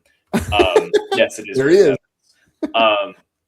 Christian and Rick's plan with a fake idol, I mean, it's so interesting to just plan it at tribal council. Before we get to Rick proper, I just want to get your thoughts on that. Yeah, this is so silly. And it's such a classic Rick Devens move. I love that Christian's like, oh, let's do it. That Christian's so on board with it. And I have to think, like, to the point where just knowing what, like, we're talking about Angelina potentially negotiating for stuff last episode that was cut. Like, sure. The idea of them leaving some stuff on the cutting room floor, the fact that they showed so much about this should mean that there's some sort of payoff to it. Whether it'll be a complete flop, which is kind of what I hope, or this will be like some masterclass and they'll catch somebody doing this, and whatever happens, it was so ridiculous that I can't wait to see what the payoff is. My biggest question about it is, so the idol is hidden, like basically right next to the fire at tribal council. So are Rick and Christian intentionally going to try to sit in the front of the tribal council now, or is that like predetermined? Are they forced to sit in the back if that's how that works? And if so, if Christian sits in the back, is he just going to be like, well, I guess I'm standing up for whatever reason? Oh, is that an idol I see? Like. Yeah, and my thought, I guess they had to include the Billie Eilish idol paperwork with it, because my thought is this more helpful for you guys to know it's there? Like, from the way they placed it, my thought is, if the idea is, hey, we can find this later to use as a fake advantage, we can do whatever we want and hope it's fun, great. My thought is it might, like, somebody else presumably will see that there. You'd think. what do they do? Like, what does production do in a situation where a tribe goes to tribal council? Mike White is sitting in the front row of tribal council, picks up this idol. Oh, this is a Billie Eilish boomerang idol. I need to send it to somebody. Like, what did they do? Did they let him think he sent an idol to somebody? Like, I think this would be like a Sarah Lacina Sari situation in Game Changers, where they basically just like break the fourth wall and are like, yeah, you can't do anything with that. We can't tell you why, but you can't. Yeah, like, what do they do in a situation where, like, their plan seemingly is to use it for themselves as a fake, but what happens if somebody else sees it and grabs it? Yeah, it's a great question. I guess my thought of, like, I think it's one thing for Rick and Christian to be like, all right, we can use this and get up and use it whenever we feel ourselves in a tight spot. I feel like the better way to use it is to have Christian tell someone about it. Like, he's about to get swapped. If he goes to, like, I don't know, Ozzy. No, he's already on the tribe with Ozzy. If he goes to, like, Coach and is like, hey, Coach, I don't have it anymore, but I know that there's an idol hidden at tribal council, and I know it's near the fire. We have to get it somehow. and let coach think he has Oh a my legitimate gosh. idol. I mean, like That's so fun. that's what you do, and then you can be like, by the way, coach has an idol. Yeah. That feels like the way that you want to play it instead of That would be desperately being great. like, I just found an idol at tribal council. Oh, I'll look how safe I'm gonna be. Yeah. Yeah. So I don't know, but I But love it really silly. regardless. I love it Really silly. regardless. Um, Speaking of really silly, Rick Devens is in fact here. Here he is being excited about something, I'm sure. Um, what do we think about Rick Devens so far?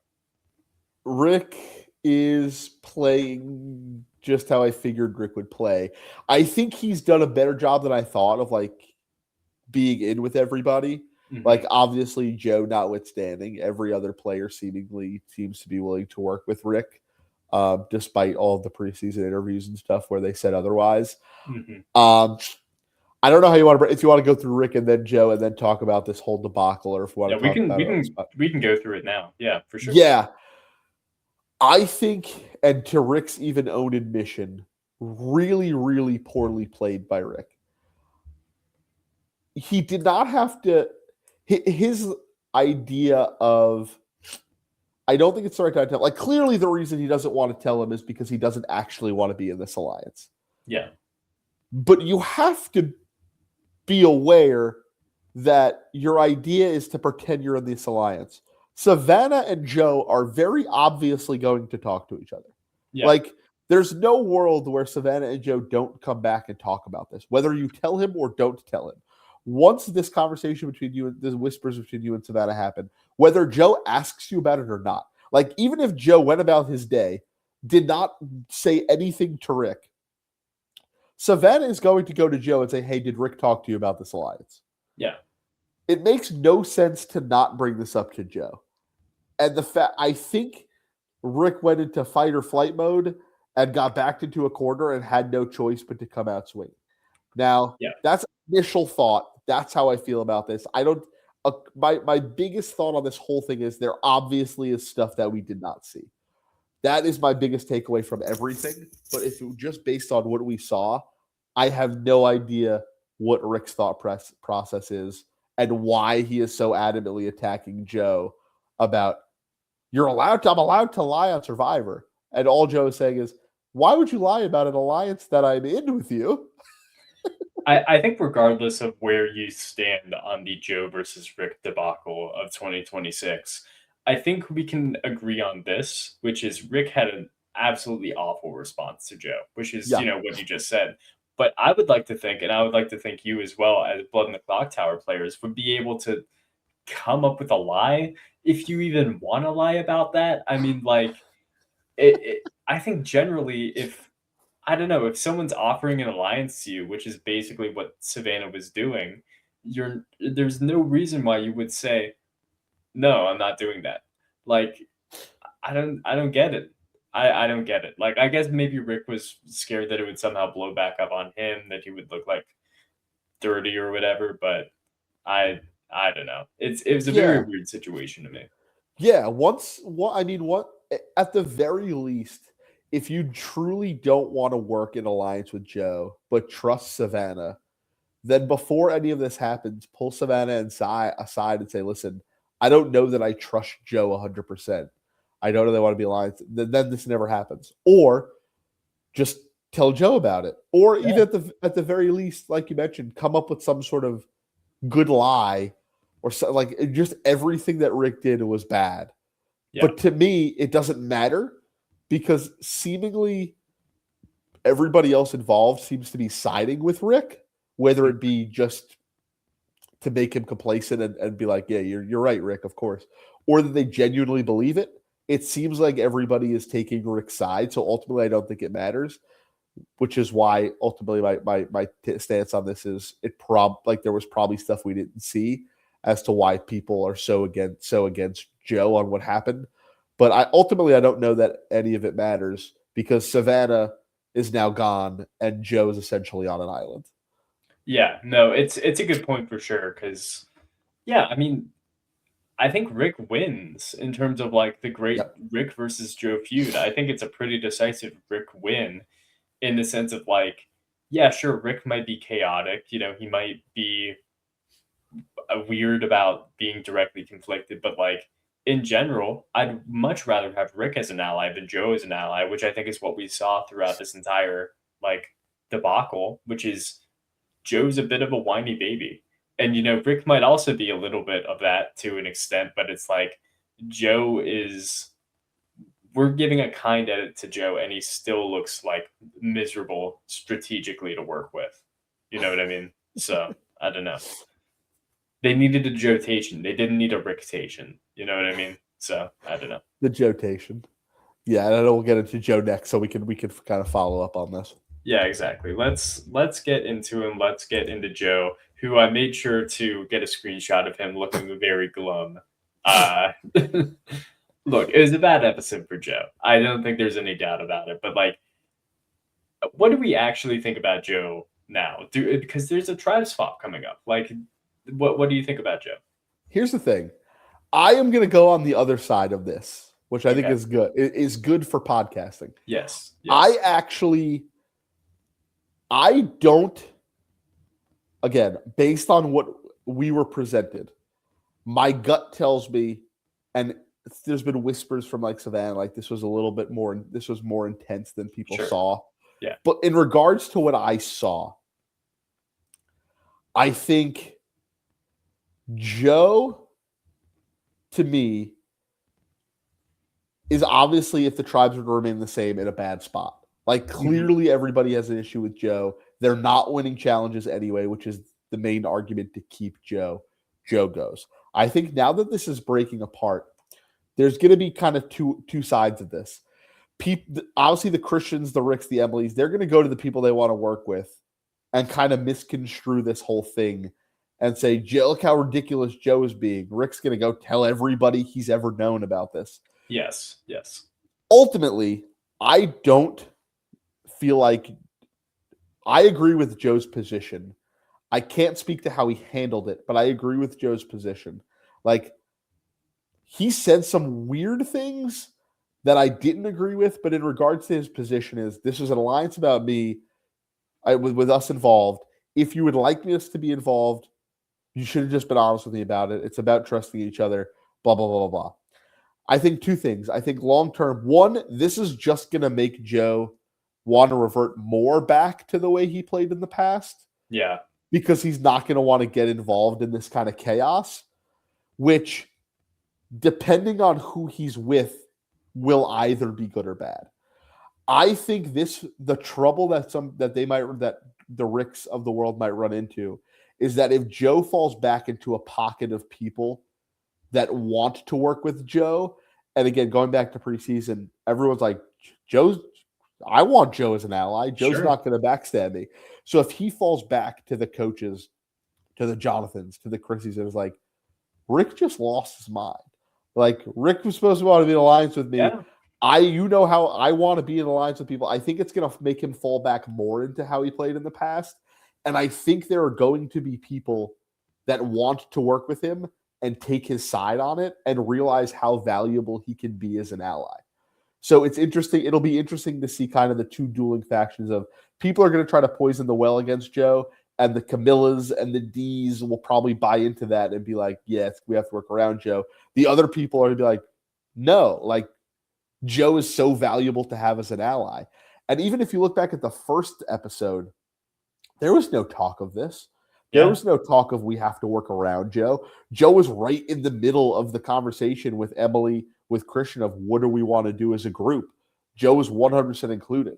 So my thought just from on edit, my thought on edit is that they were all fine with Joe. This happened. People just are more aligned with Rick and were obligated, like, I want to work with Rick. I'm going to take Rick's side on the matter. Until I see anything otherwise, that's my theory. And to speak on that too, I mean, Joe didn't get a vote. Ozzy got the vote. So, I mean, that's another point for it. Generally, though, I am going to have to disagree with you. I do think that, to an extent, Joe isn't in as bad of a spot as it looks, but I still think the fact that people are going to be poisoning the well against Joe in the first place is really going to be bad for him. He's going to have his defenders, but I think when you think about Joe, I think part of the reason why people want to work with him is like, this is a predictable guy. He's a Yeah. predictable ally. He's just about honor and integrity. He works with who he wants to work with, and then he gets into a spat with someone who was working with in a tight alliance, and it's like, whoa, whoa, whoa, whoa, whoa, what happened? And I think also, I just think that Joe is not someone. I think he's so honor and integrity that people are going to be like, here's what I'll ask about Joe. Does Joe realize that he's alone? I don't think he does. I think he still thinks he's with the group. I think he just thinks it was his. I think he thinks his apology at tribal council mattered, and people, said it's okay, Joe, but him not getting any votes, and so I think he thinks he's probably totally fine again. I would agree with that. I think you're probably right about that. I think the self-awareness might probably isn't there. I totally feel that. Um, And so, yeah, I'm with yeah, you on with that part. with that in mind, it's in the question of a swap. I don't think he's going to go to Colby and Stephanie. He'll probably be like, "Yeah, let's work to win this challenge for our tribe." But I don't think he'll be like, "Yeah, I really want to. I need to work with you long term. You're my new number one." I don't think he's saying anything like that. In his mind, I bet his number one is still, I don't know, probably Ozzy, because that's how it goes. That's fair. Yeah. No, totally fair. He would need to know in order for him to get himself in that spot. He would need to know where he is and be able to act strategically on it. And is he capable of doing that? Probably not. Yeah. I just can't get behind. Like I said, I stand until I see something that shows otherwise. I can't get behind. Joe is so stuck on his honor and integrity that he won't play the game. Other than him saying, like, "Why did you lie to me about an alliance that I was included in?" Like, to me, that's all we saw. Is like he did say some weird one-liners about like Yeah. stuff like that. That makes me think like, why are you doing that? But ultimately, the argument is, if it's an alliance with me, include me in it. Why are you lying about it? And the defense of you can lie in Survivor is fair, but like it's It's not not like really, he lied yeah. about like wanting to work with somebody that he didn't want to work with. He was supposed to tell about an alliance that he was included in and didn't. Like to me, it did not come off as honor and integrity, Joe. It came off of why is this guy lying to me about something that I'm included in? Yeah, but I mean, the way it blew up, I think, is really what mattered. For sure. I think people in Survivor probably get caught up in little lies all the time, and I think generally this was a pretty little lie, pretty little liar, some might say. But I think generally it's just the way that he reacted to it. It reminds me of the same thing in 48 when I think Shaheen similarly had like a little lie that Joe just made a whole episode of him kind of Yes. go running amok about it. So Yeah. No, that's fair point. Fair point. All But right. good discussion. Yeah, let's move on to our final contestant that we have not talked about because of course she is the one who left this earthly plane. That would be Savannah. Um Look, we just saw a lot of Savannah. We did a podcast about Savannah pretty much. So I want to ask you in 50, what do you think about Savannah? Yeah, I think tough draw. I think coming back this soon is always going to be hard. I think being suspected as a winner, then confirming you were a winner was always going to be hard. I think she played it as well as she could. She didn't actively target anybody. She had good reads on kind of the situation, what was going on. Like, hey, Cerie's working with Ozzy. She's looking to protect him. She seemed to realize she needed to work with the main group. I think ultimately is just she was A, too much of a threat, B, too much of an unknown, and C, just didn't have the connections that other people had. I don't think she did anything wrong. I just think she was in a tough spot that she tried to work out of, but was kind of fighting with her back against the wall. Yeah, I don't really know what to think about. I honestly don't know what to think about Savannah. I think part of it was a tough draw, but on the other hand, I feel like there were so many outs for her. Like there were so many ways that she could have theoretically gotten out of it because, episode 1, you got Jenna versus Cirie. That's a distraction. All right, you don't have to worry about anything great. Good news for you, Savannah. And then episode 2, it's like there's no reason why you should go home because you went on a journey. You sure her lie to the tribe. Her lie to the tribe was like bad, I guess. It's a good point. I don't even think it was that bad, but like I think the fact that she wasn't able to capitalize on, say, I don't know, Ozzy going on on a journey, or Suri being still there, or capitalize on everybody going after Joe, or everybody getting upset with Joe, or able to capitalize on anything else, Rick Devens even. I think I think it says something at the end of the day that it never really felt like there was any support for Savannah to stay in the game. It was just a matter of who is the lesser of two evils, sort of like what happened with Jen and Sari before. But of course, now Sari has allies, so Sure. I don't know. Yeah, I don't necessarily disagree. I feel the same about the journey. I mean, it was fine, but people are never going to believe that nothing happened like Yeah, that, especially in this season. You should say something, even being honest about the advantage you have. I don't think it's not it's a a block crazy of them. OP advantage. I Yeah, would have just told people, build more trust. But you're right. But like I said, it was Emily, but it was Savannah that kind of clocked that actually pointed out what Suri was doing and said, listen, this is something we should consider doing. But I think Savannah correctly realized that Rick, Emily, Christian was the core of the tribe. I think she correctly reads the Ozzy Suri situation. I think she brings it up in a way that's smart. She seemingly has Emily still on board with wanting to target Ozzy. Um, I think you could. I think she trusted Joe. I think you could make the argument that maybe if she puts in more work to get Joe out, she could get Joe out. yeah, Um, so I think that's a fair argument, but I feel like she recognized the core of the tribe. She seemed to work with them. She was good socially with them. She recognized the Suri Ozzy read. She had the idea. She had the thought to get Ozzy out. Emily was on board with it. So I think she did a lot of things well. I do think the lie about the advantage didn't help. And I do think she probably could have, like, if she really thought she could get Joe out, that was probably the more likely thing than getting Ozzy out, yeah. especially knowing how close Suri was with Ozzy. So I could see it. I could see it both ways. Yeah, I mean, regardless, I think this is kind of what I expected out of Savannah this season, which is I wouldn't call it like a flop or anything like that. It was Yeah. just, this is kind of what I expected. Like when I saw that, oh yeah, Kyle and Savannah are coming back, I was like, okay, well, they're both going to go home pretty soon, pretty Same. quick into it. And they did go home, but for very different reasons. So, hey, points for me for being right in a roundabout way. There you go. Yeah, Um, being a winner from a new season that they didn't know anybody was always going to be hard. yeah, You can also make the argument that maybe knowing that Jenna also didn't have as many connections, that trying to keep Jenna around over Suri could have been something. Who knows if she tried hard to do that one or the other, but it was always going to be tough for her to get super far. Yeah, but either way, I think that she was a nice presence on the show for the two Yeah. episodes. I think she was very funny. Like she just had some very funny moments, not intentionally funny moments, I don't think, but it'll take me a long time before I get over her being like, "Does anyone have any guesses on how I did? And then just I everybody staring at. won." Yeah. And then I love Emily just like golf clapping because because it's Emily, she's on the inside like, I can't believe I'm doing this. Yeah. I also thought she had a great exit. I think Yeah. the emotional exit that like, hey, I just came off winning. This was a quick turnaround. You could see like the kind of the almost the deep breath of, all right, now I can kind of go back and more enjoy this win. I think she genuinely enjoyed it. I enjoyed her exit. I thought it was good all around. Yeah, for sure.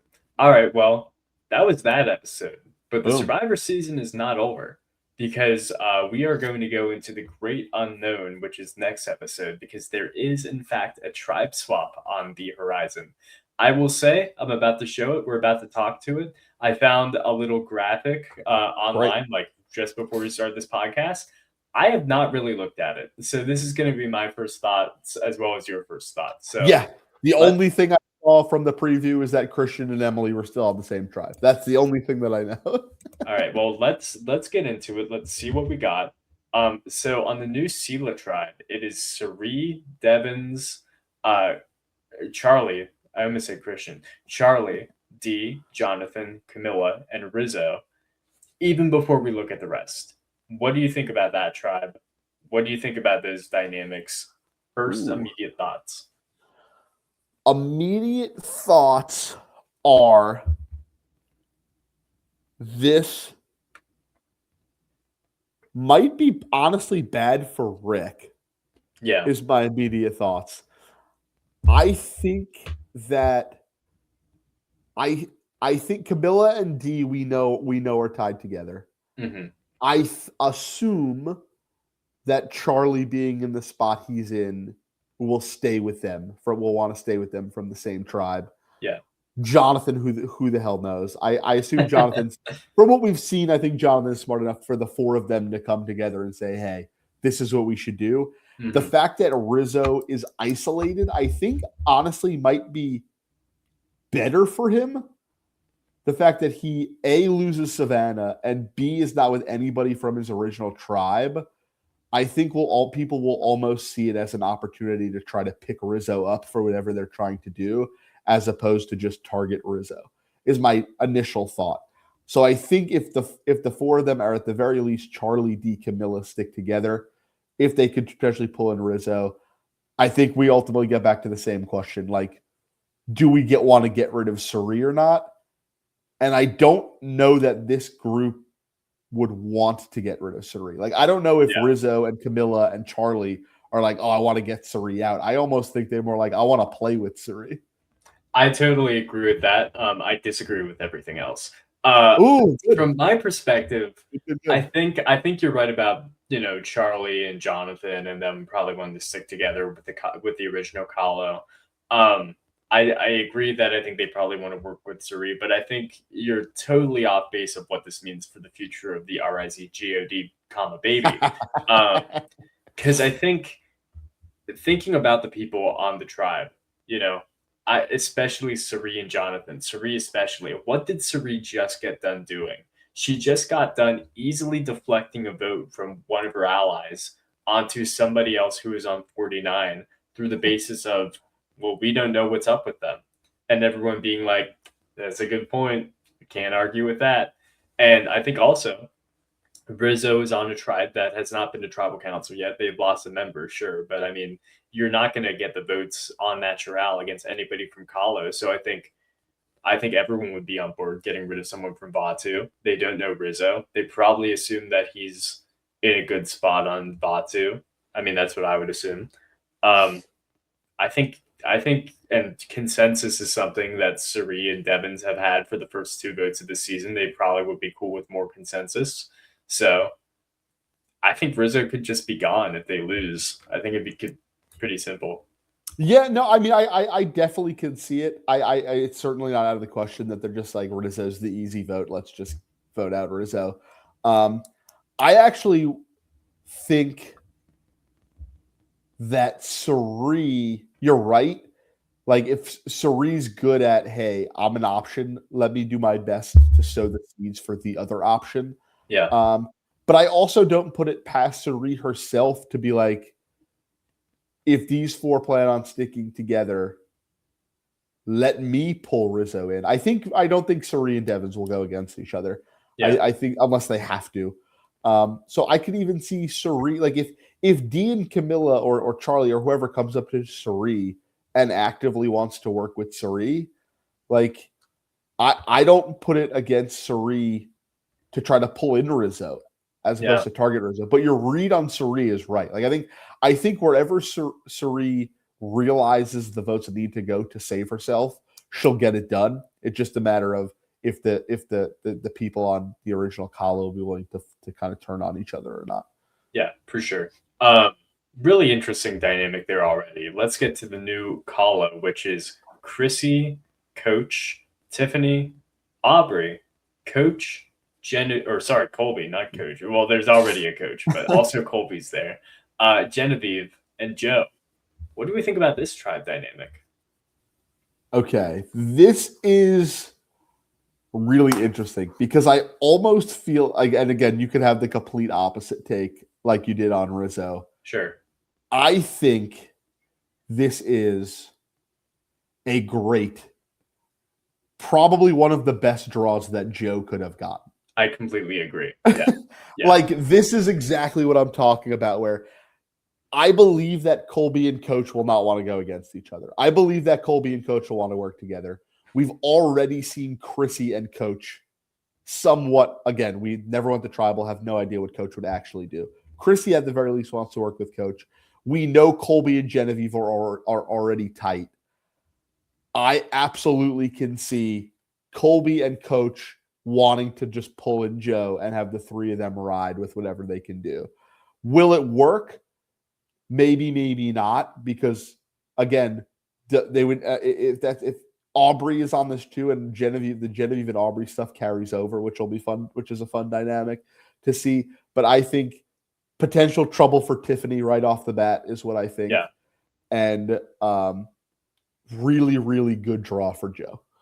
Here's my thought. I think, Tiffany's in somewhat trouble, but I'll disagree in this sense. I think, if you look at the tribe dynamics, I agree that I think Coach and Colby are trying to get together in the game. And they pull Joe in as well. And Chrissy's with Coach and Genevieve's with Colby. I think in this situation, if they lose, they're like, all right, well, who do we get rid of? Genevieve's going to be like, hey, I know Aubrey doesn't have an idol. And then they try to blindside Aubrey because, you saw that awkward conversation in episode 1.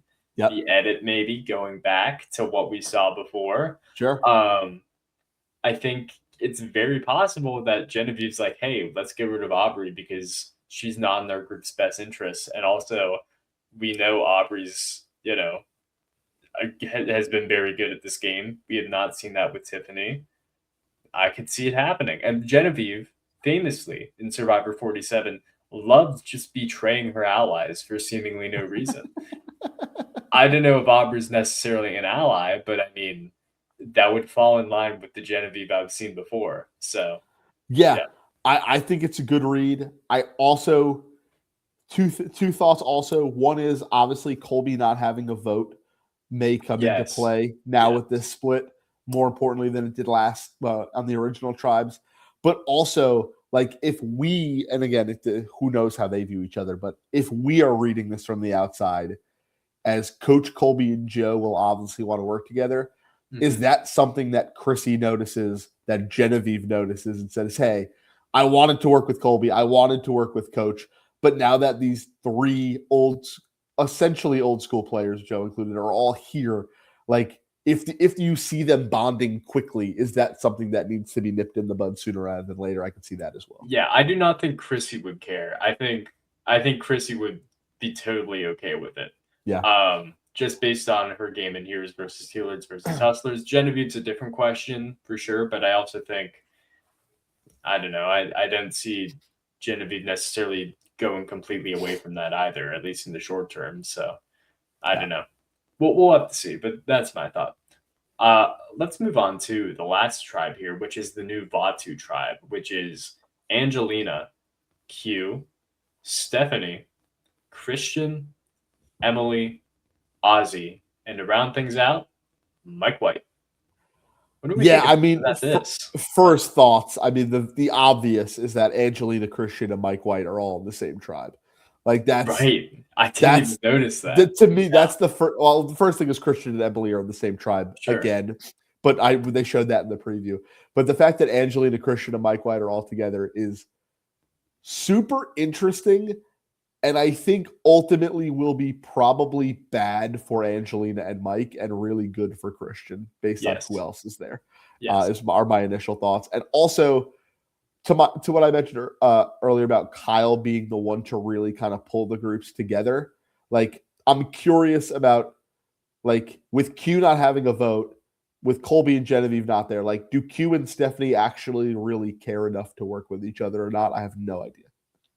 I think they would. I think they have a similar bond. I'm just thinking about episode 2. You kind of saw the two of them bond over how lazy Rizzo was. Like, true. Like, they were like, what is up with this guy disinfecting his finger? This is Survivor. Which was a fun moment. So I think they'll be together. I think that's fine. I just think Angelina, if I had to guess, is definitely going to be like, oh, Mike White, thank God you're here. Christian, thank God you're here. We got to work together. Get me away from these people. You know? And I think Mike White will be like, sure. You know how Mike White is. And I think Christian is going to be like, I don't know, I have a pretty good thing going here. You know, I think Ozzy is not gonna try to break away from the original Sela tribe. He seems very thankful for being spared in the last episode. Whether that was Jeff or Show, I don't know, but it is Ozzy we're talking about. Yeah.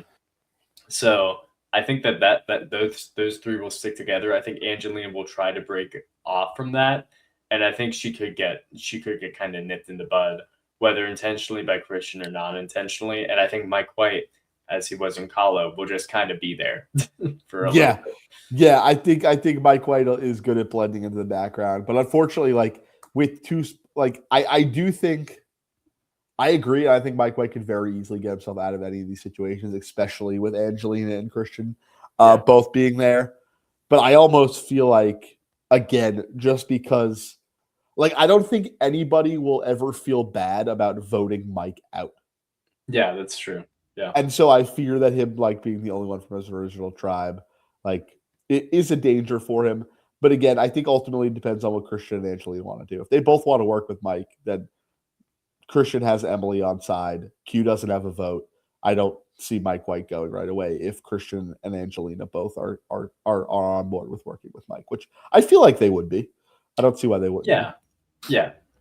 All right. Well, I mean, we did a basic rundown of the 3 new tribes. Here's my big question for you, Ryan, to wrap things up. If you had to pick one person of these 21 people to go home in this next episode, who's it going to be? Good question. Okay. Looking at the groups, again, depends on what type of challenge. Mm-hmm. I would say I'm most concerned about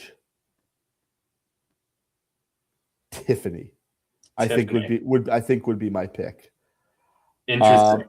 Yeah. Yeah, I think that the new Sela, new Vatu have a good blend of people who can do both things. I mean, I guess they all do, but I think I would be most concerned about Tiffany or Angelina would be my second. Tiffany and Angelina would be the two. Yeah, my thought was Angelina on this one probably. I just think that I mean I know Christian's good in puzzles and Ozzy's good in challenges, but I think I don't know. I saw Christian and Ozzy miscommunicate in the last episode. I don't know how much Stephanie and Q's physicality is going to carry them. And I think if they do go to tribal council, I think one of the David versus Goliath 3 to me is basically guaranteed to go home, because it would be crazy if they just completely ignored the fact that they're all really good friends with each other. Yeah, it's super. It's going to be super interesting to see how that goes. Now it is interesting because of course Q doesn't have a vote. So theoretically, if we wanted to get insane, the David versus Goliath 3 could put 3 on, like, I don't know, Stephanie, and then we could go to a 3-3 tie and draw rocks to see who stays, David versus Goliath 3 or not. But that's just me being insane for the sake of it. That's obviously not going to happen. Yeah. Regardless, I think Angelina's in trouble. I just feel like she's going to be so desperate to work with Christian, while Christian already is in arguably the best spot in the game. Yeah. So, well, that's all fair. I agree with you. It's a little dangerous for Christian to have these people here with him. It gives people more incentive to want to get him out now that he's with these other two people. But I think he's smart enough to know that if Angelina's ship is sinking, like, just get on board. Like, just let her go. Yeah. All right. Well, good discussion. Any final thoughts on the episode? No, episode good. Episode pretty good. Obviously, nothing like the premiere. I do actually have one, if you don't mind, as if we haven't been on here long enough, but this has been fun. Go ahead. My one question is, and I thought this at the beginning of the season, but there's been 4.5 hours of Survivor. Yes. There's been however many days in the game. Yeah. There are only 3 people that are gone. I know, right? Do we think there's a situation? My thought is the easiest way to get rid of people is now at this point in the game, there's still 3 tribes. One tribe wins and is safe, and we see double tribal councils for the next couple of episodes. Do we think that makes some sense? I think that's how it should be. I'd much rather have that than what I think might actually happen, which is you start getting double tribal councils during the merge, where it starts Yeah. going like split tribal council, all that. Because I have long voiced my displeasure with the split tribal council during the merge.